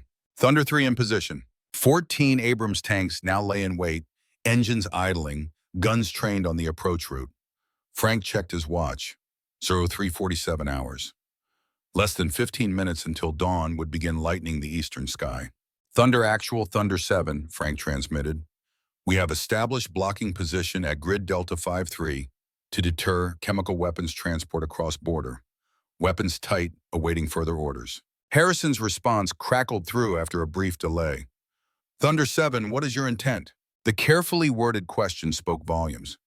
Harrison was giving him room to maneuver politically and tactically. Intent is deterrence only, Thunder Actual. If convoy retreats, no engagement necessary. Another pause. Understood, Thunder 7. Use your judgment. Thunder Actual out. Frank took a deep breath, feeling the weight of the moment. In the next few minutes, he might make history as the man who fired the first shot of the ground war, or as the officer who prevented a chemical attack through show of force alone. Convoy approaching ridgeline, sir, Morgan reported from the gunner's position. 2,000 meters in closing. Target lead vehicle, but do not activate laser rangefinder, Frank ordered. Manual input range 1800 meters. Morgan adjusted his sights accordingly. Target acquired. Below, Cooper shifted nervously in the driver's seat. Sir, if they don't stop. One step at a time, Sergeant, Frank replied calmly. Let's see what they do first. The tension in the tank was palpable as the Iraqi convoy approached the final ridge before their position. In moments, they would crest the rise and find themselves facing a line of the most advanced tanks in the world. 1,000 meters, Morgan reported. Frank made his final decision. Thunder 7 to all Thunder elements. When convoy crests ridgeline, illuminate with searchlights only. Do not activate targeting systems. Repeat, searchlights only. It was an old psychological tactic. The sudden appearance of blinding light would disorient the Iraqi drivers without constituting a direct hostile act. 800 meters. They'll crest the ridge in 5 seconds. Frank tensed, hand poised over the searchlight control. Stand by, now. 14 powerful xenon searchlights blazed to life simultaneously, casting harsh white light across the desert. The lead vehicles of the Iraqi convoy crested the ridge directly into the blinding illumination. The effect was immediate. The lead truck swerved, nearly overturning as the driver was momentarily blinded. Behind it, the entire convoy ground to a chaotic halt, vehicles bunching up in confusion. Through his thermal sight, Frank could see frantic activity as Iraqi soldiers spilled from escort vehicles, taking up defensive positions. But critically, they did not immediately open fire. Thunder 7 to Convoy Commander. Frank broadcast on all frequencies, including those used by Iraqi forces. You are transporting prohibited weapons. Return to your base immediately or you will be destroyed. It was a bluff, but delivered with absolute conviction. In the confusion, the Iraqi commander had no way to know whether Frank's tanks had been authorized to fire or not. For long seconds, nothing happened. The Iraqi vehicles sat motionless in the harsh glare of the searchlights, their personnel huddled behind them. Then slowly the lead truck began to turn around. "They're withdrawing," Morgan reported, the relief evident in his voice. Frank watched intently as vehicle after vehicle executed an awkward turn, the entire convoy eventually heading back the way they had come. No shots fired, no war started, but the chemical weapons were retreating from the border. "Thunder Actual, Thunder 7, Frank transmitted. "Convoy has reversed course, returning to original facility. No engagement occurred." Harrison's reply came swiftly. "Well done, Thunder 7. Maintain observation until air assets arrive. Thunder Actual out." The tension in the tank relaxed slightly. They had accomplished their mission without firing a shot, preventing a potential chemical attack through presence and determination alone. "Good work, everyone," Frank said to his crew. "But stay alert. This night isn't over yet." The Iraqi convoy retreated over the ridge, disappearing from direct view, though still visible on thermal imaging. Frank ordered the searchlights extinguished, returning the desert to darkness. "Thunder 7 to all elements. Resume observation positions. Maintain full alert status." As his platoons acknowledged and began repositioning, the eastern sky showed the first hints of approaching dawn. Soon the desert would be flooded with light, exposing their positions to any Iraqi observation posts along the border. Frank checked his watch. The air assets Harrison had mentioned should be arriving soon, assuming they hadn't been diverted to another mission. Until then, his company remained the only force preventing those chemical weapons from being brought forward again. "Movement on the ridge, sir," Morgan reported suddenly. "Multiple vehicles approaching fast." Frank swung his sight to the indicated position. Several armored vehicles were cresting the ridge where the convoy had disappeared, but these weren't trucks. The distinctive profile of T-72 tanks was unmistakable against the lightning sky. "Battle positions," Frank ordered, instantly alert. "All Thunder elements, incoming armor, grid echo 5-4. The response was immediate as his platoons shifted to combat stance. Engines roared to full power, turrets traversed to face the threat. Loading mechanisms chambered rounds with mechanical precision. "I count 6 T-52s, sir," Morgan reported calmly. "Range 1600 meters and closing." The Iraqi tanks were advancing in a wedge formation, hatches buttoned up, main guns traversing as they searched for targets. Their approach suggested they knew approximately where Frank's company was positioned, but hadn't achieved visual contact yet. "Thunder 7 to all elements. Hold position. Do not fire unless fired upon. Repeat, weapons tight."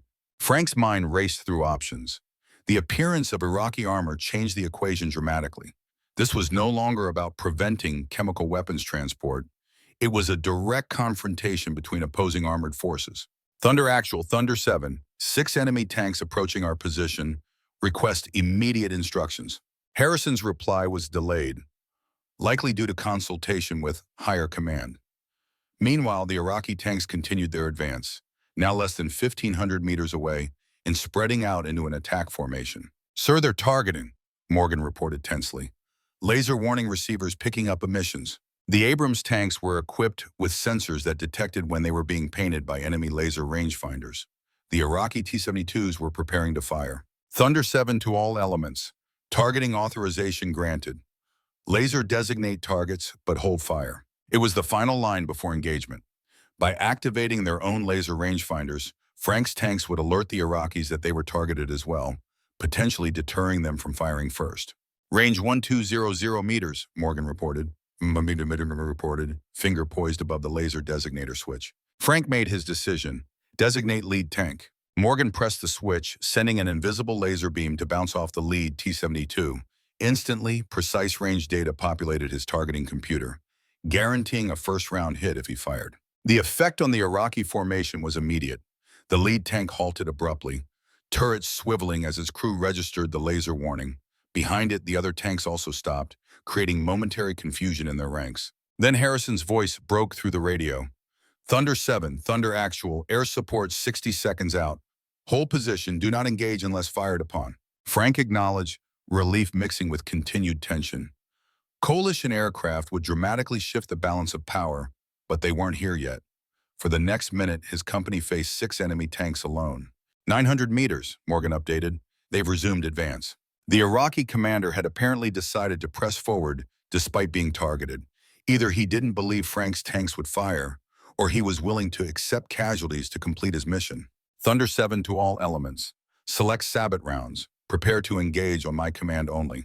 The armor-piercing fins stabilized discarding sabot rounds were specifically designed to penetrate the Soviet-built T-72's armor at extreme ranges. If firing became necessary, Frank wanted the first volley to be decisive. "Sir," Cooper called from the driver's position, "I hear aircraft." Frank strained his ears, picking up the distant roar of jet engines approaching from the south. The promised air support was arriving, but the Iraqi tanks were now less than 800 meters away, well within effective firing range. Thunder 7 to all elements, hold position, air support inbound. As if to punctuate his transmission, the sky erupted with sound as two A-10 Thunderbolt II ground attack aircraft screamed overhead at low altitude. The distinctive silhouette of the Warthog was unmistakable, as was the massive 30mm rotary cannon mounted in its nose. The A-10s banked sharply, lining up on the Iraqi tank formation. Frank watched through his thermal sight as the lead aircraft opened fire, its cannons spitting a stream of depleted uranium rounds that tore into the exposed top armor of the lead T-72. The effect was catastrophic. The Iraqi tank erupted in flames, turret blown completely off by an ammunition detonation. The remaining T-72s scattered, attempting to evade the aerial threat. A second T-72 exploded under concentrated fire from the trailing A-10. The remaining 4 reversed direction, fleeing back toward the border with the ground attack aircraft in pursuit. "Thunder actual, Thunder 7, Frank reported. Enemy armor retreating under air attack. 2 tanks destroyed, 4 withdrawing. Harrison's reply was succinct. "Good work, Thunder 7. Air assets will remain on station to prevent return.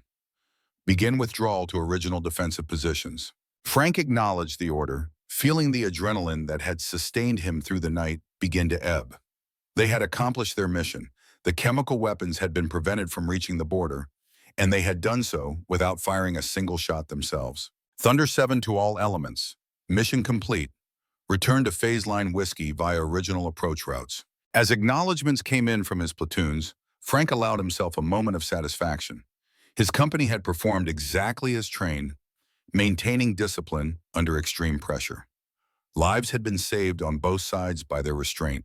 "Well done, gentlemen," he told his crew, as Cooper engaged the transmission and began the journey back to friendly lines. "Textbook operation." Morgan grunted agreement from the gunner's position. "Those A-10s showed up right on time. Another 30 seconds and we'd have been trading shots." Frank nodded, though he knew it had been closer than that. "We got lucky." "Luck's a part of it," Peterson observed. "But so is good judgment. You made the right call, Captain." The praise from his normally reserved loader meant more than Frank would admit. Peterson was the conscience of the crew in many ways, the one whose approval mattered most because it came so rarely. As dawn fully illuminated the desert landscape, Frank's company regrouped and began the return journey to coalition lines. Behind them, smoke rose from the burning hulks of 2 Iraqi T-72 tanks, the first casualties of what would soon become a much larger conflict. The radio crackled with Harrison's voice. "Thunder 7, Thunder actual. Report to command post upon return. Special briefing." Frank acknowledged, curious about the development. Special briefings usually meant significant changes to the operational plan. The return journey took less than an hour, the tanks moving swiftly now that concealment was no longer necessary.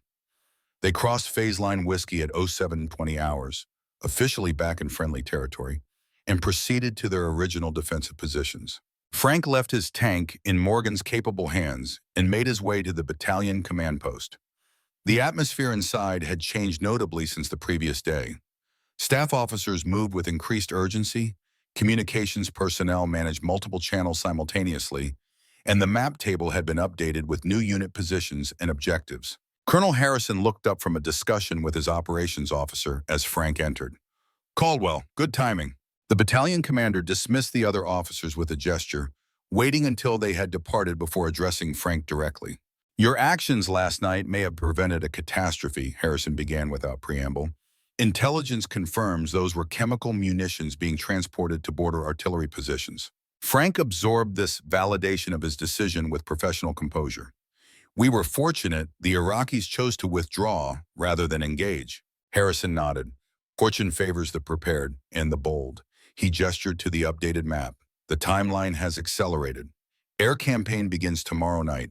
Full spectrum operations against Iraqi command and control, air defenses, and WMD capabilities. This was significant news. The air campaign had been expected to begin after the January 15th ultimatum expired. Still several days away. The ground offensive, Frank asked? Tentatively scheduled to commence 72 hours after the air campaign begins, assuming air superiority is achieved. Harrison tapped a position on the map. Your company performed well last night. I'm reassigning you to the brigade's leading element for the main offensive. Frank studied the indicated position.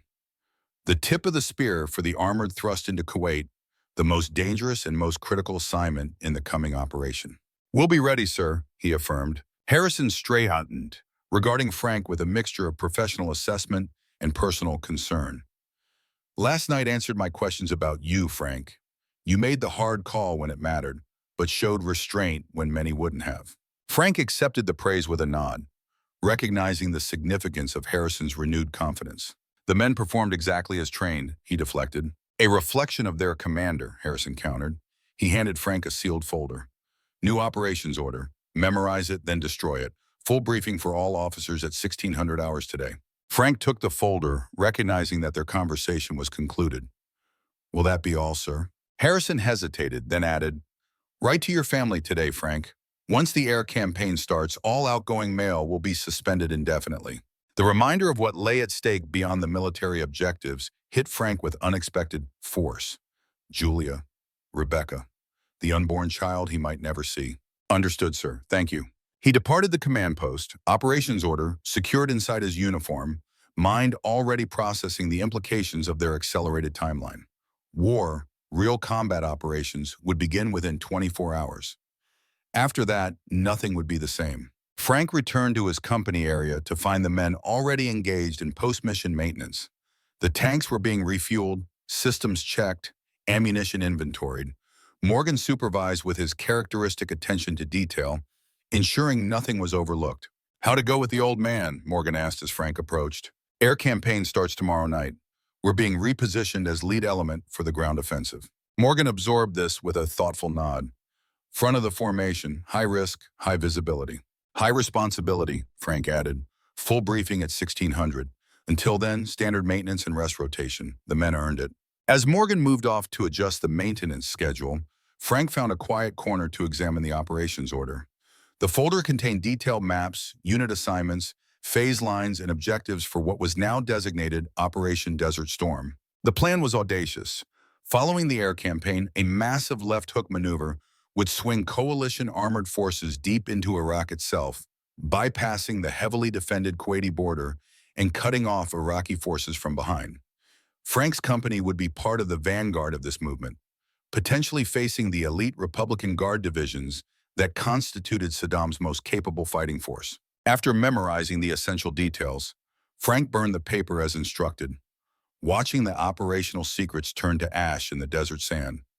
Then he returned to his tank, where Peterson was inventorying their ammunition supply. Everything in order, Sergeant? Frank asked. Peterson nodded. Full combat load plus emergency reserve. All systems operational. He paused, studying Frank's expression. News from command? It's starting, Frank confirmed simply, tomorrow night. Peterson absorbed this with the calm acceptance that characterized him. The men have been wondering. Better to know than imagine. I'll brief everyone after the official word comes down at 1600, Frank assured him. For now, standard protocols. Peterson nodded, then hesitated. Sir, may I ask a personal question? Frank was surprised by the unusual request. Go ahead. Your family, have you told them what's coming? The question caught Frank off guard. As much as security allows, they know the situation. Peterson seemed to consider this, then offered unexpected advice. Write to them today, sir, not about the war, about what matters. The echo of Harrison's suggestion struck Frank deeply. Two very different men giving identical counsel. Perhaps they saw something he didn't, or perhaps they simply understood the human need to connect before facing the ultimate test. I plan to, Frank assured him. Thank you for the reminder. As Peterson returned to his duties, Frank found Cooper performing maintenance on the tank's complex suspension system, the young driver's uniform stained with lubricant and desert dust. How's she running, Cooper? Frank asked. The young sergeant emerged from beneath the massive vehicle, wiping hands on a rag. Like a thoroughbred, sir. These babies were made for the desert. Engine's actually running cooler here than back at Hood. Frank smiled at the enthusiasm. Cooper treated the tank like a prized racehorse, constantly tending to its needs with an almost parental devotion. You did good work last night, Frank told him. That ridgeline approach kept us concealed perfectly. Cooper beamed at the praise. Just doing my job, sir, but it felt good to actually use our training for real. The innocent pride reminded Frank of Cooper's youth and inexperience. Last night had been tense but ultimately bloodless. The real test was still to come. There'll be more opportunities soon, Frank said carefully. Make sure you're rested. Understanding dawned on Cooper's face. It's happening, isn't it? The real thing. Frank nodded once, not elaborating further. Finish your maintenance checks and get some sleep. Full briefing at 1600. As Cooper returned to work with renewed purpose, Frank sought out a quiet place to write his letter to Julia. Finding a patch of shade beside a supply vehicle, he took out his writing materials and stared at the blank page. How to compress a lifetime of feeling into what might be a final message? How to convey everything in his heart without causing undue fear? In the end, simplicity seemed the only honest approach. My dearest Julia, he began, letting the words flow naturally. He wrote of his love for her, his pride in Rebecca, his hopes for their unborn child. He shared memories of their 15 years together, small moments that had meant the world to him. He promised to return, but acknowledged the reality they both understood as military family. Most importantly, he assured her that whatever happened, the life they had built together had been worth everything. That the family they had created would endure, with or without him. That she had the strength to carry on, to raise their children with the values they shared. He concluded with words that felt inadequate, yet were the only ones that mattered. I love you. Always. Sealing the letter, Frank added it to the mail pouch, knowing it might be the last communication to reach home before the storm broke.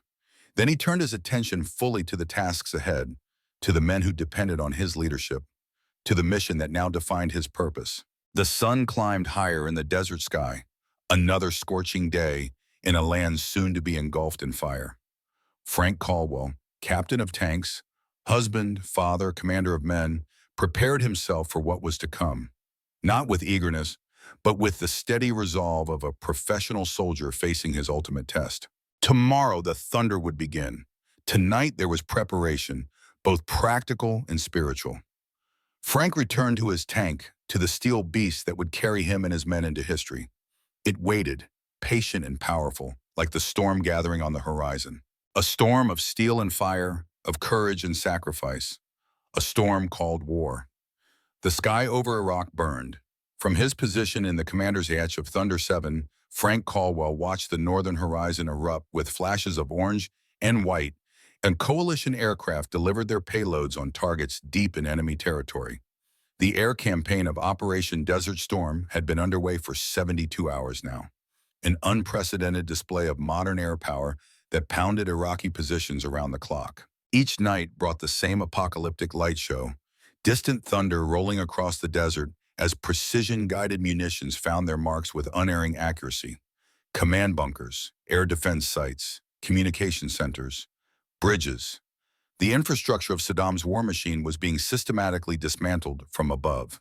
It's almost beautiful in a terrible way, Peterson observed quietly from beside the tank. Frank nodded, unable to deny the awful majesty of modern warfare viewed from a distance. Makes you wonder what it looks like on the receiving end.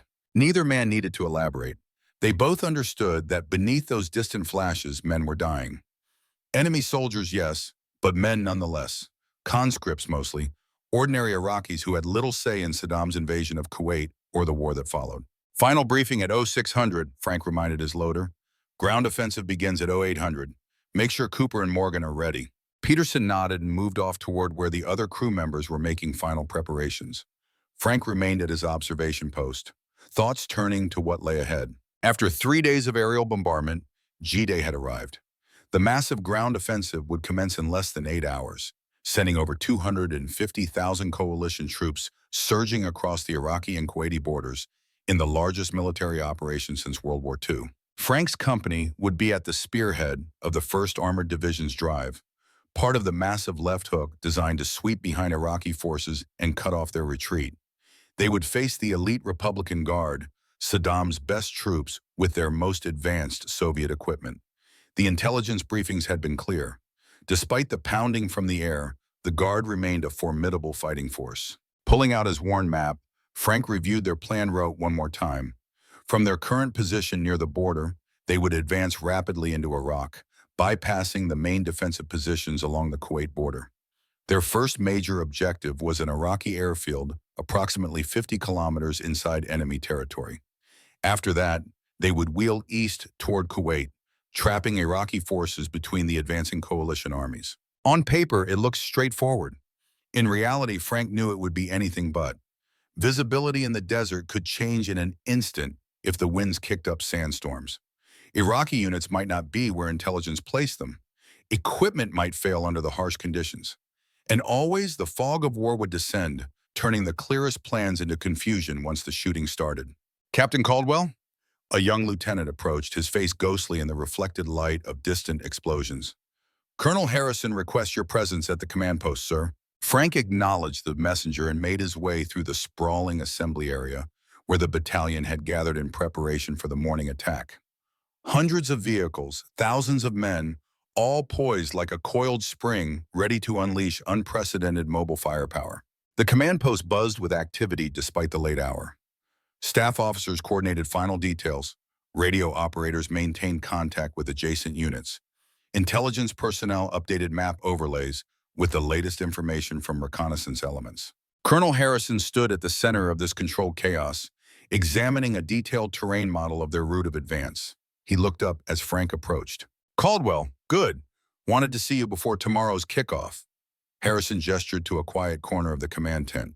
"Your company will be leading the battalion's advance, as we discussed." Frank nodded. This was consistent with their previous orders. "There's been a change to the plan," Harrison continued, his expression grave. "New intelligence indicates a Republican Guard mechanized brigade has moved into this area." He indicated a position approximately 30 kilometers into their planned route. Frank studied the map. The Iraqi unit would be directly in their path, positioned to potentially blunt the initial advance. "Composition?" he asked. "Estimated at 40 T-72 tanks, 60 BMP infantry fighting vehicles, plus supporting artillery and air defense assets." Harrison's tone was matter-of-fact, but the implications were serious. Frank's 14 tanks would be heavily outnumbered in the initial contact. "The air campaign hasn't hit them yet?" Harrison shook his head. "They've been moving only at night, hiding under camouflage during daylight hours. Stayed off the main roads, smart tactics." The grudging respect in Harrison's voice was telling. This wasn't the poorly trained conscript army they had expected to face on the front lines. This was a competent force employing sophisticated countermeasures against coalition air power. "Division is adjusting the fire support plan to hit them with artillery before you make contact," Harrison continued. "And close air support will be available if needed, but you'll still likely be the first coalition armor to engage them." Frank absorbed this sobering news. His company would be making history, but at potentially high cost. First contact with the Republican Guard would not be an easy fight. "I'll brief my platoon leaders immediately," Frank said. Harrison nodded, then placed a hand on Frank's shoulder, a rare gesture of personal connection from the normally reserved commander. "We've trained for this our whole careers, Frank. The men are ready, you're ready." Frank met his old mentor's gaze. "We'll get it done, sir." "I know you will." Harrison paused, then added, "Remember your training. See first, shoot first, kill first. Don't let them get the initiative." The fundamental axiom of armored warfare. The side that detected the enemy first, fired accurately first, and scored a kill first almost invariably prevailed. With the superior optics, fire control systems, and armor of the M1A1 Abrams, Frank's company held significant technological advantages.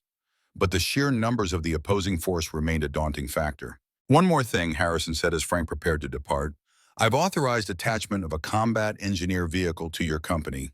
Sergeant Wilkins and his crew.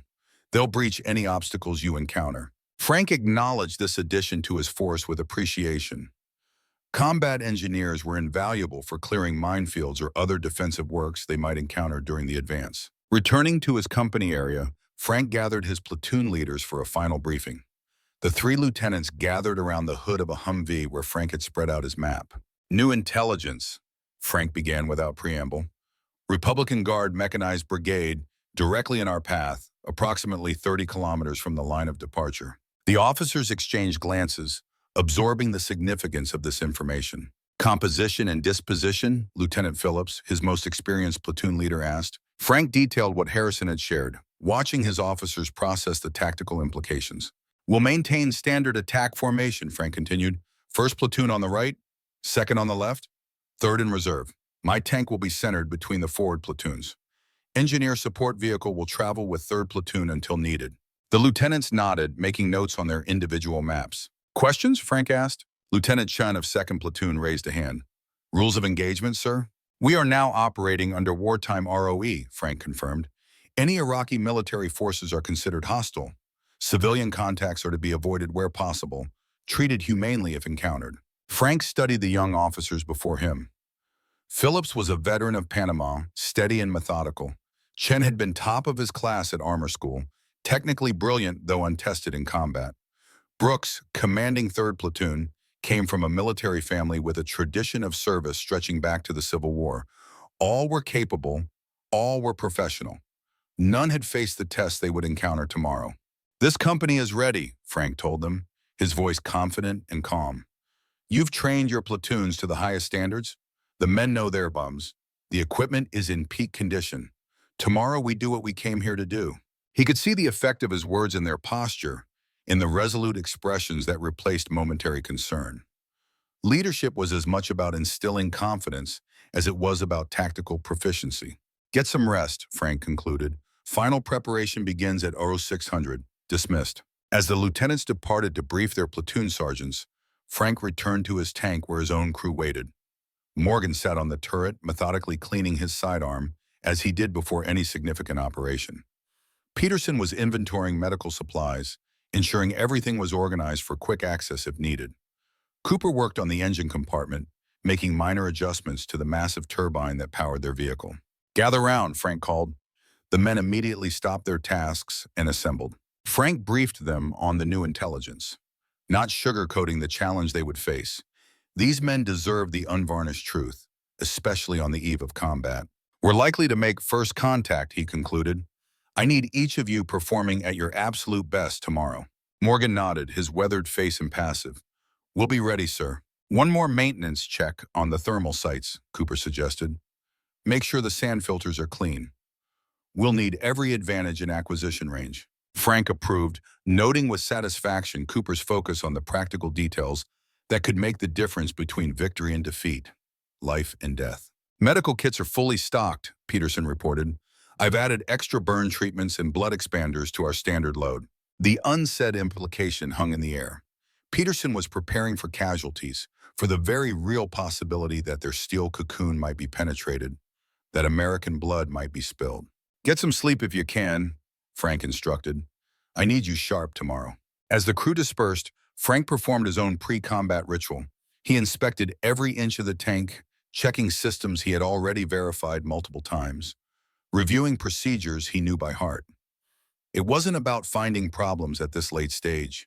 It was about connection with the machine that would carry them into battle, about focusing his mind on the immediacies of combat rather than the wider implications. When he was satisfied, Frank settled into his sleeping bag beside the tank, gazing up at the star-filled sky. The air raids continued to the north, distant flashes punctuating the darkness.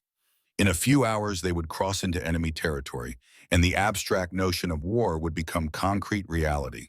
Sleep came fitfully, interrupted by the rumble of vehicles as the massive formation continued to assemble through the night.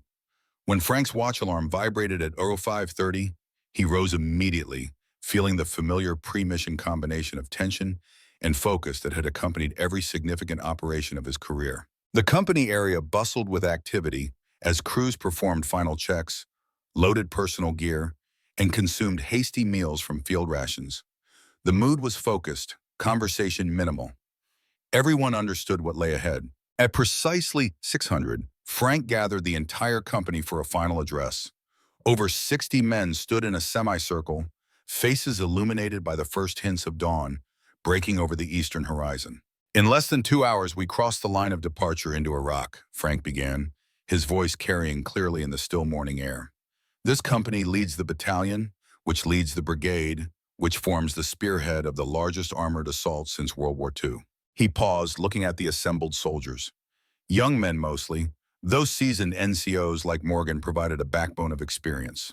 All volunteers, all professionals, all now facing the ultimate test of their training. Some of you have seen combat before. Many have not. What matters today is not experience, but training.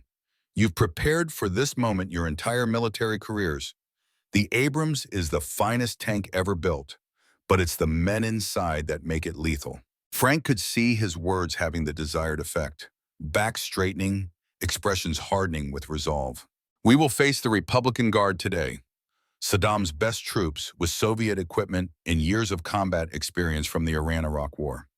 They are worthy opponents. They are also men who have chosen to follow orders to invade another country and who now stand in our way as we fulfill our mission to liberate Kuwait.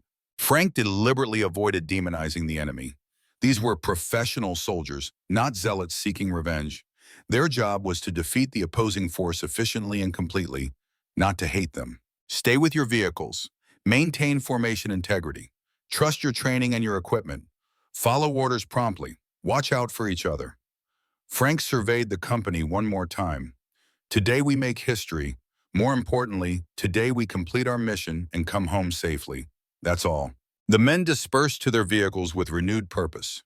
Frank returned to Thunder 7 where his crew was making final preparations. Cooper had the engine running, the distinctive high-pitched whine of the gas turbine cutting through the background noise of the assembly area. All systems green, sir, Morgan reported as Frank climbed aboard. Ammunition loaded, communications checked, optics clear. Frank settled into the commander's position, performing his own verification of critical systems. The interior of the Abrams was cramped but efficiently organized. Every control and display positioned for maximum effectiveness in combat conditions. Thunder 7 to all Thunder elements, radio check. The platoons responded in sequence, each vehicle reporting ready status. 14 Abrams tanks and 1 combat engineer vehicle, fully armed and prepared for battle. At 0745, the order came across the battalion net. All Thunder elements, this is Thunder Actual, advance to line of departure. Prepare to cross at Burrow 800. Frank acknowledged and directed Cooper to move out. The massive tank lurched forward, quickly settling into a smooth advance as Cooper guided it toward the designated crossing point. Around them, the entire battalion began to move, dozens of armored vehicles forming into attack formation. The line of departure was an imaginary boundary marked on their maps, corresponding roughly to the Iraq-Saudi border in this sector. Crossing it would be a psychological threshold as much as a geographical one, the moment when they officially entered hostile territory. As they approached the designated line, Frank glanced at his watch. 0758, 2 minutes until H-hour, the official commencement of the ground war. Thunder 7 to all Thunder elements. Final checks, weapons free upon crossing line of departure. The acknowledgments came back crisp and professional. Frank felt a surge of pride in his company, in their readiness and discipline at this crucial moment. 30 seconds, Morgan announced from the gunner's position. Frank took a deep breath, centering himself for what was to come. The familiar weight of command settled on his shoulders, but now there was something else too. A clarity of purpose, a singular focus that pushed aside all extraneous thoughts and concerns. Line of departure in 5, 4, 3, 2, 1. Mark! Thunder 7 crossed the invisible boundary precisely at Burrow 800, leading the company into Iraq. The ground war had begun. Thunder 7 to all Thunder elements. Maintain formation, advance at combat speed. The initial phase of their advance took them across an open desert plain with excellent visibility in all directions. No sign of enemy forces yet, though that was expected. Intelligence indicated the Republican Guard position was still approximately 30 kilometers ahead. Frank alternated between scanning the horizon through his vision blocks and monitoring the digital display that showed the position of each vehicle in the company. The formation moved with practiced precision, maintaining proper intervals despite the high-speed advance. The first hour passed without incident, the tanks covering ground rapidly across the firm desert terrain. Cooper handled Thunder 7 masterfully, maintaining position at the center of the formation while navigating around occasional rocky outcroppings or shallow wadis. Thunder Actual to Thunder 7, sit rep over. Frank keyed his microphone. Thunder Actual, Thunder 7, advancing as planned. Position grid Mike Charlie, 435982. No contact. Visibility excellent, all vehicles operational. Roger, Thunder 7. Scout elements report possible obstacle belt at grid Mike Charlie 476015. Proceed with caution. Thunder Actual out. Frank checked the reference location on his map. The potential obstacle was directly in their path, approximately 8 kilometers ahead. Likely a minefield or tank ditch designed to channel attacking forces into prepared killing zones. Thunder 7 to Thunder 9. Frank called the combat engineer vehicle attached to his company. Possible obstacle ahead, move up to lead position. Sergeant Wilkins acknowledged from the engineer vehicle, accelerating to take point in the formation. The specialized vehicle carried equipment for breaching minefields and other defensive works. Its crew trained in the dangerous art of creating paths through enemy obstacles. As they approached the suspected obstacle location, Frank ordered the company to halt at a distance of 1 kilometer, maintaining cover behind a low ridgeline. He directed Morgan to scan the area with a thermal sight, looking for any signs of Iraqi forces that might be covering the obstacle with pre-registered fire. Nothing obvious, sir, Morgan reported after a careful survey. No heat signatures indicating vehicles or personnel, but there's a definite linear feature ahead. Looks artificial. Frank studied the terrain through his own optics. Morgan was right. A nearly straight line cut across their path, visible as a subtle disturbance in the natural contours of the desert. Almost certainly a defensive work of some kind. Thunder 9, Thunder 7. Conduct reconnaissance of suspected obstacle. Wilkins acknowledged, and the engineer vehicle moved forward cautiously, its specialized equipment deployed to detect mines or other explosive devices. After 20 tense minutes, Wilkins reported back. Thunder 7, Thunder 9, confirmed anti-tank ditch with mines on near side. Width approximately 4 meters, depth 2 meters, no sign of enemy presence. A textbook defensive obstacle, but apparently unmanned. The Iraqi forces had either withdrawn or never occupied this particular position. Can you breach? Frank asked. Affirmative. Recommend using MCB to create crossing point. Time estimate 15 minutes. The mine clearing blade could push through the minefield, creating a safe lane for the following vehicles. The tank ditch would require more substantial work, but the engineer vehicle carried explosive charges designed specifically for such obstacles. Proceed with breach. Thunder 7 out. Frank then addressed the company. All Thunder elements, prepare to cross obstacle in sequence once breach is complete. Maintain security all directions.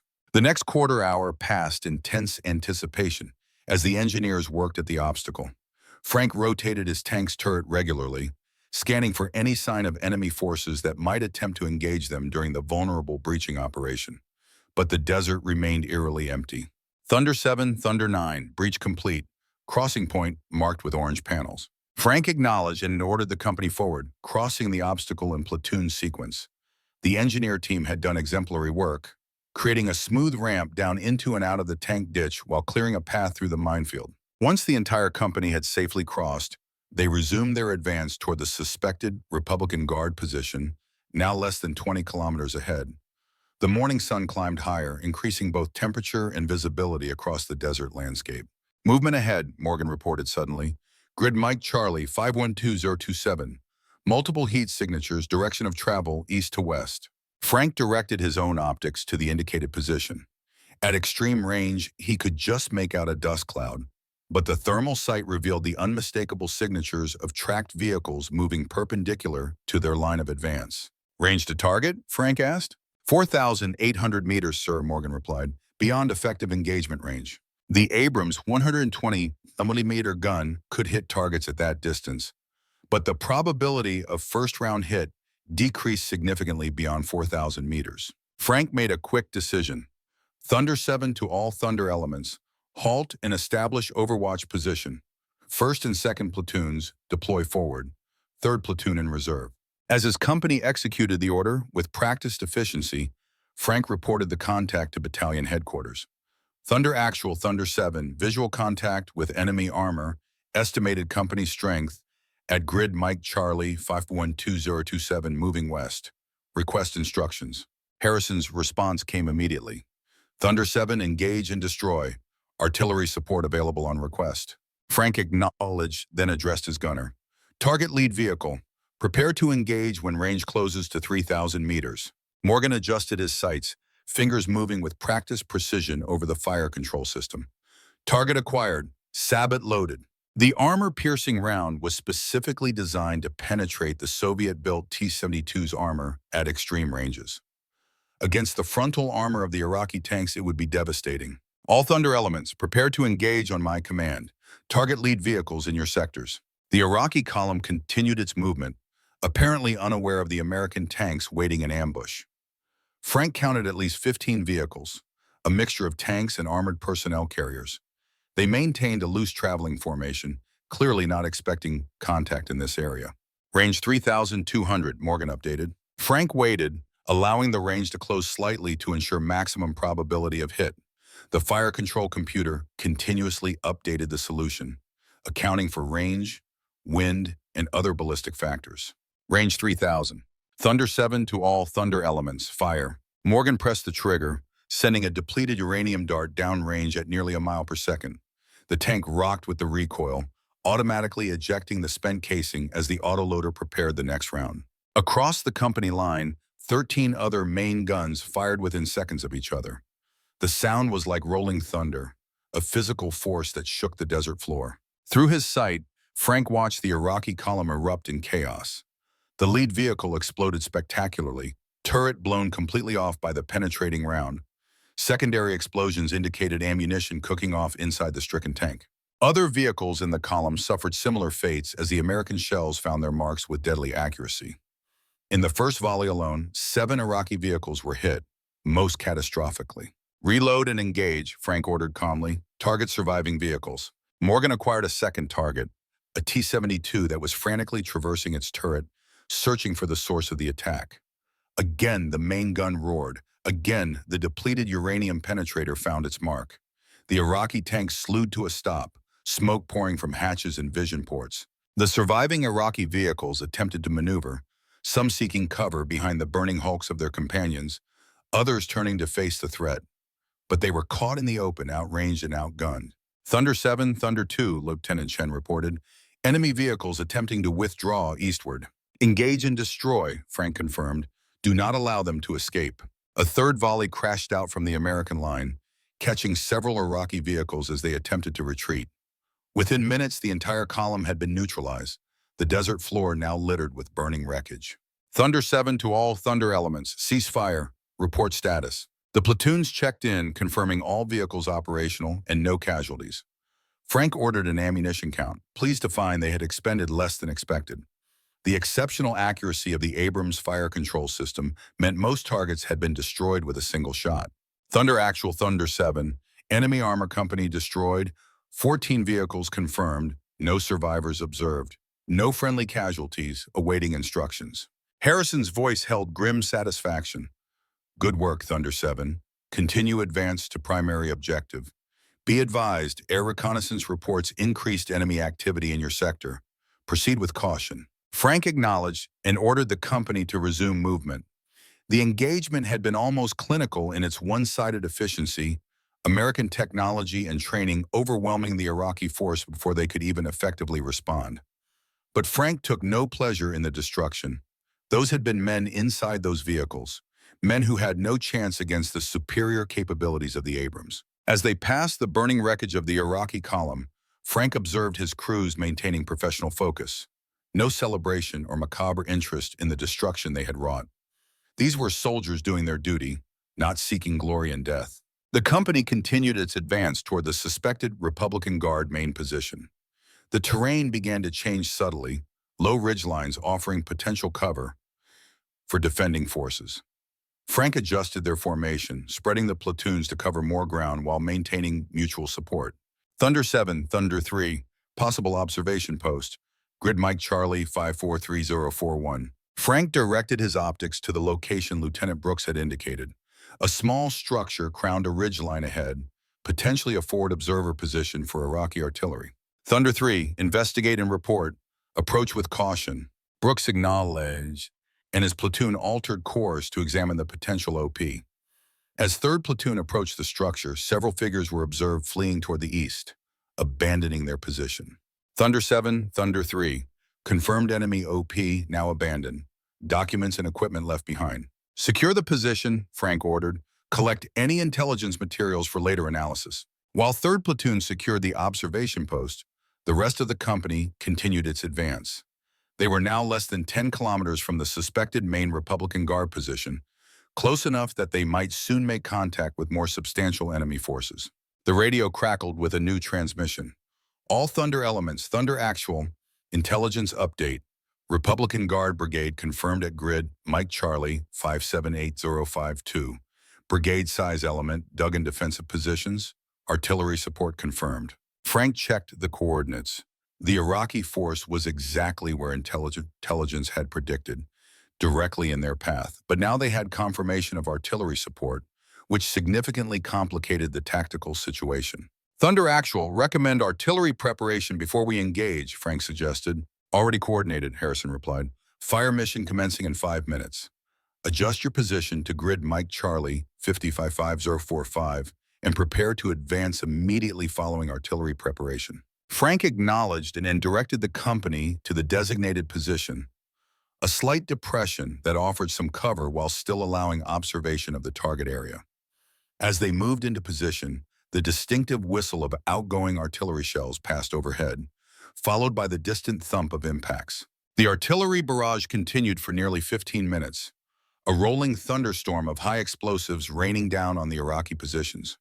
When it finally ceased, a pall of smoke and dust hung over the target area, obscuring visual observation. Thunder 7 to all Thunder elements.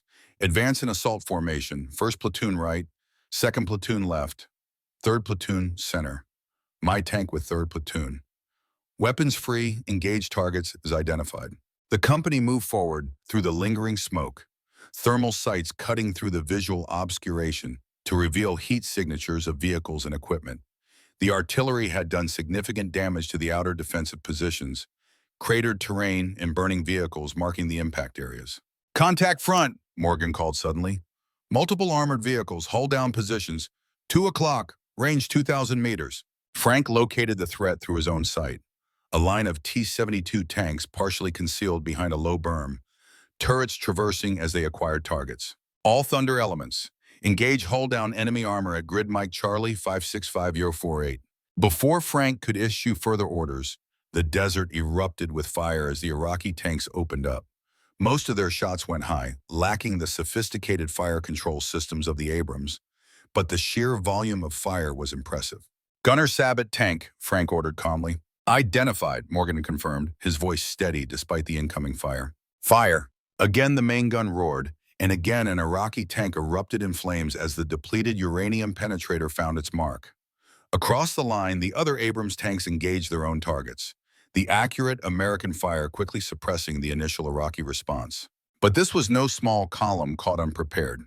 This was the Republican Guard, Saddam's elite force, and they responded with professional determination. New firing positions activated as the first line was suppressed. Anti-tank guided missiles streaking across the battlefield alongside conventional tank rounds. Incoming, Cooper shouted as a missile corkscrewed toward their position. Frank tracked the incoming threat, but before he could issue an evasive order, the Abrams defensive systems engaged.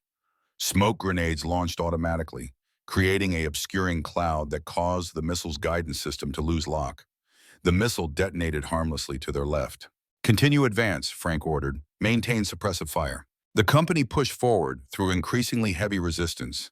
Iraqi BMPs joined the fight, their 30mm cannons ineffective against the Abrams frontal armor, but dangerous to exposed personnel. Thunder 6, this is Thunder 7, Frank called to Lieutenant Phillips. Enemy concentration right flank. Adjust your platoon to engage. Phillips acknowledged, and 1st Platoon shifted to counter the threat developing on their right. The battle was growing in intensity, the initial surprise advantage fading as the Republican Guard recovered from the artillery bombardment and organized a coherent defense. A tremendous explosion erupted to Frank's left as an Iraqi tank scored a direct hit on the Abrams, commanded by Sergeant Jackson in 2nd Platoon. For a heart-stopping moment, Frank feared they had lost a vehicle. But as the smoke cleared, Jackson's tank continued to advance, the round having failed to penetrate the sophisticated composite armor. Thunder 7, Thunder 6. Heavy concentration of enemy armor behind ridgeline at grid Mike Charlie 569051. Request permission to flank and engage. Frank quickly assessed the tactical situation. Phillips had identified a key enemy position, and a flanking maneuver might catch them unprepared. Thunder 6, execute flanking movement. Thunder 8 will provide overwatch. As 1st Platoon maneuvered to flank the Iraqi position, Frank directed Lieutenant Chen's 2nd Platoon to intensify direct pressure on the center of the enemy line. The classic hammer and anvil approach would catch the Iraqi armor between converging fires. The plan worked with devastating effectiveness. As 1st Platoon appeared on their flank, the Iraqi tanks were caught in a crossfire, unable to effectively respond to threats from multiple directions. One after another, they were picked off by precision fire from the Abrams' superior fire control systems. Thunder 7, Thunder 3. Enemy forces withdrawing in sector. Frank confirmed through his own observation. The Republican Guard units were beginning a fighting withdrawal, recognizing the untenable nature of their position. Well-trained, they maintained covering fire as elements leapfrogged to the rear, preventing the Americans from overrunning their retreat. Thunder Actual, Thunder 7. Enemy forces commencing withdrawal. Request permission to pursue and destroy. Harrison's response was immediate. Permission granted. Do not allow them to establish secondary defensive positions. Frank directed the company into pursuit formation, maintaining pressure on the retreating Iraqi forces while being careful to avoid potential ambush positions. The battle had now entered its mobile phase, with the Americans holding the initiative and the Iraqis desperately trying to salvage what forces they could from the devastating engagement. As they pressed the pursuit, Frank noticed something unexpected through his thermal sight. Civilian vehicles mixed with the military traffic fleeing eastward. Thunder 7 to all Thunder elements. Civilian vehicles identified in target area. Adjust fire to military targets only. It was a complication they hadn't anticipated. The Republican Guard was using the civilian traffic as inadvertent shields, making target discrimination more challenging. Frank directed his platoon leaders to maintain fire discipline, engaging only confirmed military vehicles despite the more difficult targeting environment. The pursuit continued for nearly an hour, the company steadily reducing the retreating Iraqi force while carefully avoiding civilian casualties. By the time the enemy had withdrawn beyond effective range, Frank estimated they had destroyed more than 30 armored vehicles from what had once been an elite brigade. Thunder Actual, Thunder 7, enemy forces beyond pursuit range, awaiting instructions. Thunder 7, consolidate at grid Mike Charlie 582063 and establish defensive position. Resupply convoy en route to your location. Frank acknowledged and directed the company to the designated coordinates, a slightly elevated position overlooking the route the Iraqis had taken in their retreat. As the tanks formed into a defensive perimeter, he ordered a complete status check from all vehicles. Remarkably, despite the intensity of the engagement, the company had suffered no casualties and only minor damage to several vehicles.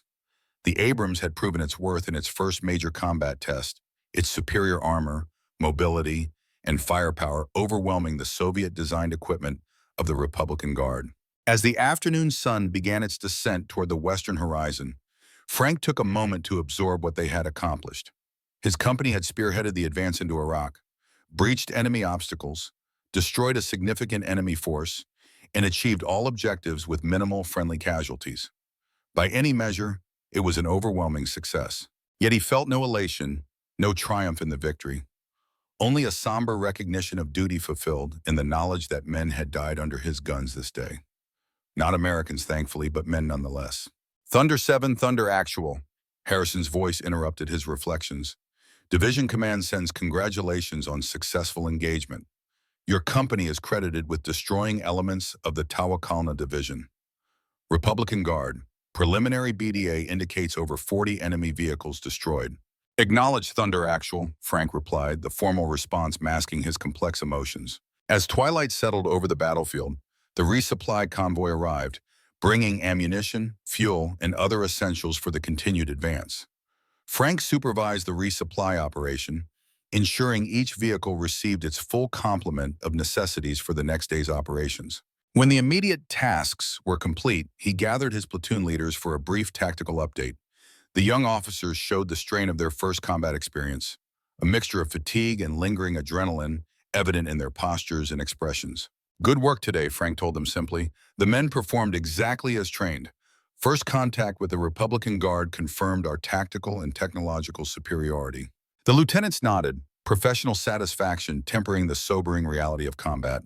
"Tomorrow we continue the advance toward Kuwait," Frank continued. "Intelligence indicates reduced resistance as Iraqi forces attempt to consolidate. Division objective remains cutting off retreat routes for forces in Kuwait."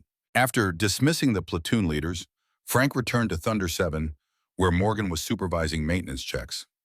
The veteran gunner had performed flawlessly throughout the engagement, his calm precision accounting for at least 8 confirmed kills.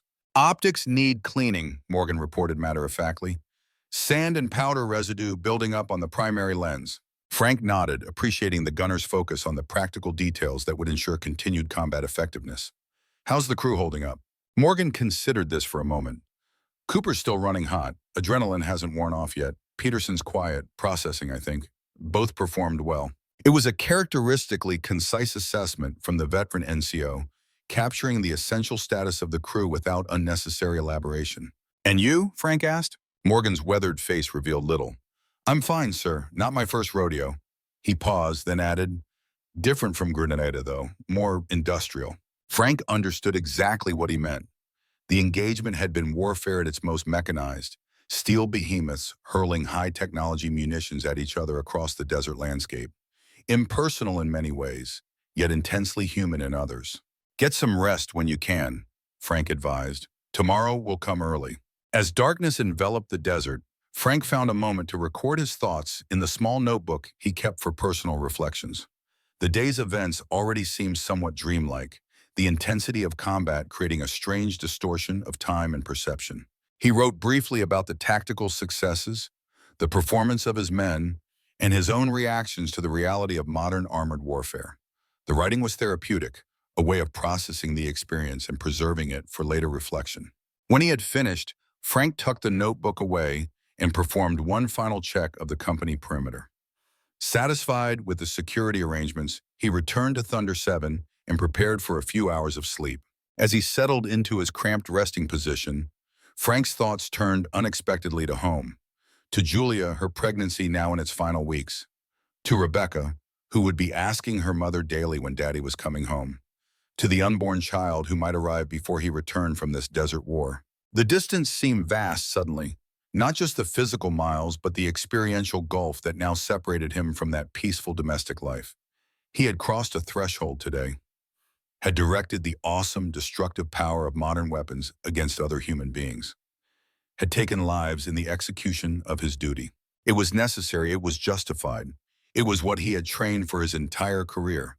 But it changed a man, left marks that couldn't be seen but would never fully fade. Sleep came surprisingly easily despite these heavy thoughts, the physical and mental exhaustion of combat overriding even the most profound reflections. Frank's last conscious thought was of Thunder 7's crew, Morgan and Peterson and Cooper, and the bond forged between men who faced death together and survived. Tomorrow would bring new challenges, new tests of their training and resolve, but they had met the enemy and prevailed, had confirmed what training had suggested, that the combination of American technology, training, and leadership was a nearly unstoppable force on the modern battlefield. As Frank drifted into sleep, distant artillery rumbled on the horizon, a reminder that the war continued even as his small corner of it found temporary peace. Somewhere to the east, the Republican Guard was regrouping, preparing defensive positions for the battles to come. Tomorrow would bring Frank and his men into conflict once more. But tonight, under the vast canopy of desert stars, they had earned their rest, had written their names into the history of American arms with steel and fire and courage, had begun the liberation of Kuwait and the defeat of Saddam's war machine. They had seen the elephant, as the old military expression described first combat, had faced their fears and fulfilled their duty. Whatever tomorrow might bring, they would face it as tested veterans now, no longer wondering if they were equal to the challenge. Frank Caldwell, Tank commander slept the dreamless sleep of the utterly exhausted, his body at rest while his subconscious processed the day's events. Tomorrow would come soon enough, with its own demands and trials. For now, this small peace was enough. The thunder of the Abrams had been unleashed, and the desert had indeed trembled. But this was only the beginning. The storm would continue until the mission was complete, until Kuwait was free and American forces could return home, having fulfilled the promise their nation had made to defend an ally against aggression. Frank's last fleeting thought before consciousness fully faded was of Rebecca's drawing, still carried in his breast pocket. My daddy the hero. He had lived up to that innocent faith today, had done what was necessary, had led his men into battle and brought them through safely. It was enough. It had to be. The Smithsonian National Museum of American History fell silent as the last rays of afternoon sunlight streamed through the high windows. Most visitors had departed, leaving the cavernous military history hall nearly empty. Frank Caldwell remained where he had stood since morning, before the desert-tan Abrams tank that dominated the central display. "You've been quiet, Grandpa," James said, breaking the contemplative silence that had fallen between them after Frank's story reached the conclusion of that first battle. "Is it difficult to remember?" Frank turned to study his grandson's face. At 18, James had the unmistakable Caldwell jawline, the same determined set to his shoulders that Frank recognized from photographs of his own father and grandfather. The fourth generation to wear the uniform. "Not difficult," Frank replied carefully. "Just complicated. That first battle was only the beginning.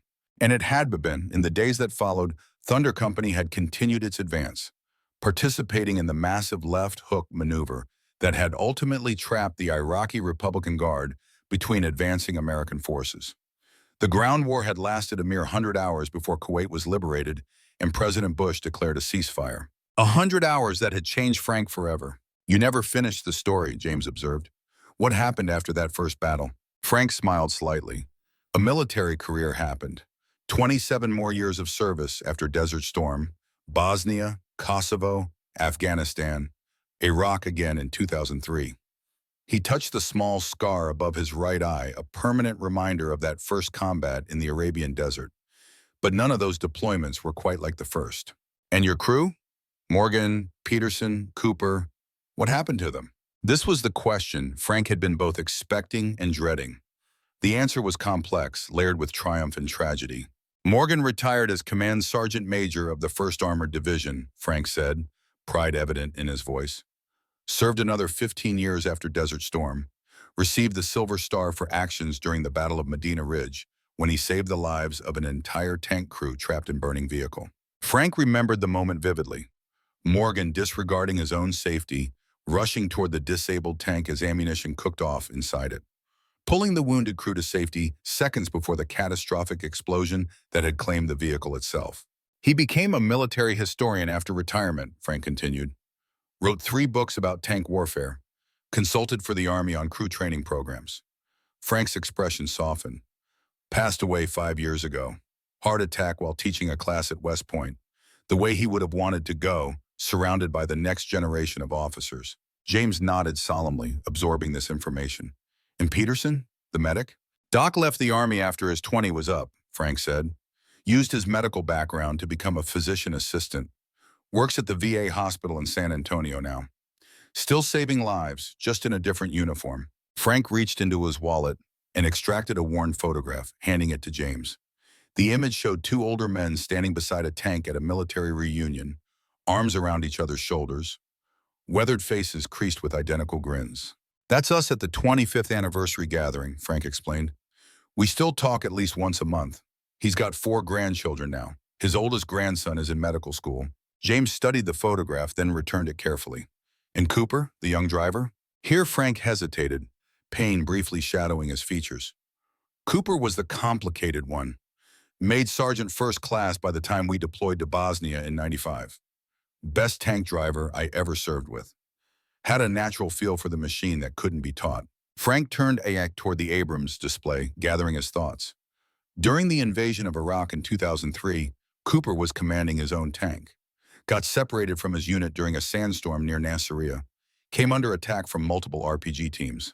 The memories surfaced with painful clarity. The frantic radio calls, the desperate search, the smoking wreckage they had eventually found. His gunner and loader survived, Frank continued quietly. Cooper stayed with the tank, covering their escape with the 50 cal, fought until the ammunition was exhausted. James remained silent, recognizing the weight of the story his grandfather was sharing. They awarded him the Distinguished Service Cross posthumously, Frank said. But that wasn't the end of Cooper's story. His wife was pregnant when he deployed. A son, born 3 months after we lost him. Understanding dawned on James's face. My father, Frank nodded. Your father, Michael Cooper, named after his dad. When he lost both his parents in that car accident 12 years ago, your grandmother Julia and I didn't hesitate. Bringing you to live with us was the least we could do for Jesse Cooper's son. It was the revelation Frank had been building toward all day. The truth about James's connection to the story of Thunder 7. So I'm not actually a Caldwell by blood, James said slowly. You're a Caldwell in every way that matters, Frank replied firmly. And you're a Cooper too. The son of a hero and the grandson of a hero. 2 legacies to uphold. James absorbed this with remarkable composure, though Frank could see the emotional impact of the revelation in his eyes. Is that why you never talked about Desert Storm before today? James asked. Because it would lead to this conversation? Partly, Frank admitted, and partly because some memories are private, even painful. War isn't like the movies, James. It's not all glory and heroics. It's chaos and fear and split-second decisions that haunt you for decades. Frank reached out and placed a hand on the Abrams' armored hull, feeling the cool metal beneath his palm. I lost men under my command in later deployments. Good men had to write letters to their families explaining why their sons and husbands and fathers weren't coming home. Those are the hardest memories to revisit. James nodded, understanding beyond his years evident in his expression. But you're sharing them now. Why? Frank turned to face his grandson fully. Because you're about to follow the same path. Because the uniform you're wearing comes with responsibilities you can't fully understand until you've borne them. Because the weight of command is something no classroom can prepare you for. He gestured toward the tank. That machine is fearsome, but it's the men inside who matter. The decisions they make, the values they uphold, the way they care for each other when everything around them has gone to hell. The museum's PA system announced closing time, the automated voice echoing through the nearly empty hall. Frank checked his watch, surprised at how quickly the day had passed. We should go, he said. Your grandmother's expecting us for dinner. You know how she gets when we're late. James smiled at the mention of Julia, who at 76 remained the organizing force of the Caldwell household. Just one more question, Grandpa. After everything you experienced, would you do it again, knowing what you know now? It was the question Frank had asked himself countless times over the decades. Would he choose the same path if given the opportunity to start over? In a heartbeat, he answered without hesitation. Not for the combat or the medals or the rank, but for the men I served with, for the difference we made, for the moments when doing the right thing mattered more than doing the easy thing. As they walked toward the exit, Frank's mind returned briefly to that desert night 35 years earlier, to the eve of the ground war when everything still lay ahead, to the letter he had written to Julia, uncertain if he would return to see the birth of their second child. He had returned, of course, had held his newborn son William just 2 weeks after Kuwait's liberation, had fulfilled his promise to retire after 20 years, though circumstances had eventually pulled him back for another decade of service during the War on Terror, had built the life with Julia that they had planned during those quiet moments on the Fort Hood porch swing. At the museum entrance, Frank paused for one last look back at the Abrams tank, now shadowed in the dimming light. Your father would be proud of you, James, he said quietly. So would your grandfather Cooper. And I couldn't be prouder if you were my own flesh and blood. James straightened almost imperceptibly at these words, his posture reflecting the military bearing that seemed ingrained in the Caldwell-Cooper lineage. Thank you for telling me, he said simply, about all of it, about him. Frank nodded, understanding the emotions his grandson couldn't yet fully articulate, the pride in discovering a heroic legacy, the burden of living up to it, the complicated mix of gratitude and grief for a father he had never known. Outside the museum, Washington's spring evening greeted them with cherry blossoms and cooling air. As they walked toward the parking area, Frank noticed a group of veterans in their 30s, likely from the Iraq and Afghanistan campaigns, watching him with subtle recognition. One nodded respectfully, a silent acknowledgement between warriors of different generations. Does that happen often? James asked, noticing the interaction. More than you'd think, Frank replied. The tank community is small. Word gets around about who was where during the big moments. Like being first to engage the Republican Guard? Frank shook his head with a slight smile. That's just footnote history. The moments they remember are the ones that never made the official reports. The times when the official mission took back seat to saving lives or doing what was right. They reached Frank's car, a practical sedan that Julia insisted was more appropriate than the vintage Mustang he secretly coveted. "There's something I want you to have," Frank said, opening the trunk and removing a small wooden box. "I was waiting for the right moment." He handed the box to James, who opened it carefully to reveal a set of worn tank commander's goggles, the kind used before advanced optical systems became standard. "These were Cooper's," Frank explained. "Your grandfather's. He was wearing them during our first combat action. Said they brought him luck." He paused, memory surfacing. "After we lost him, his things were sent home. His wife gave these to me at the funeral. Said Jesse would want his commander to have them." James held the goggles reverently, understanding their significance. "I've kept them all these years, thinking someday they should return to a Cooper," Frank continued.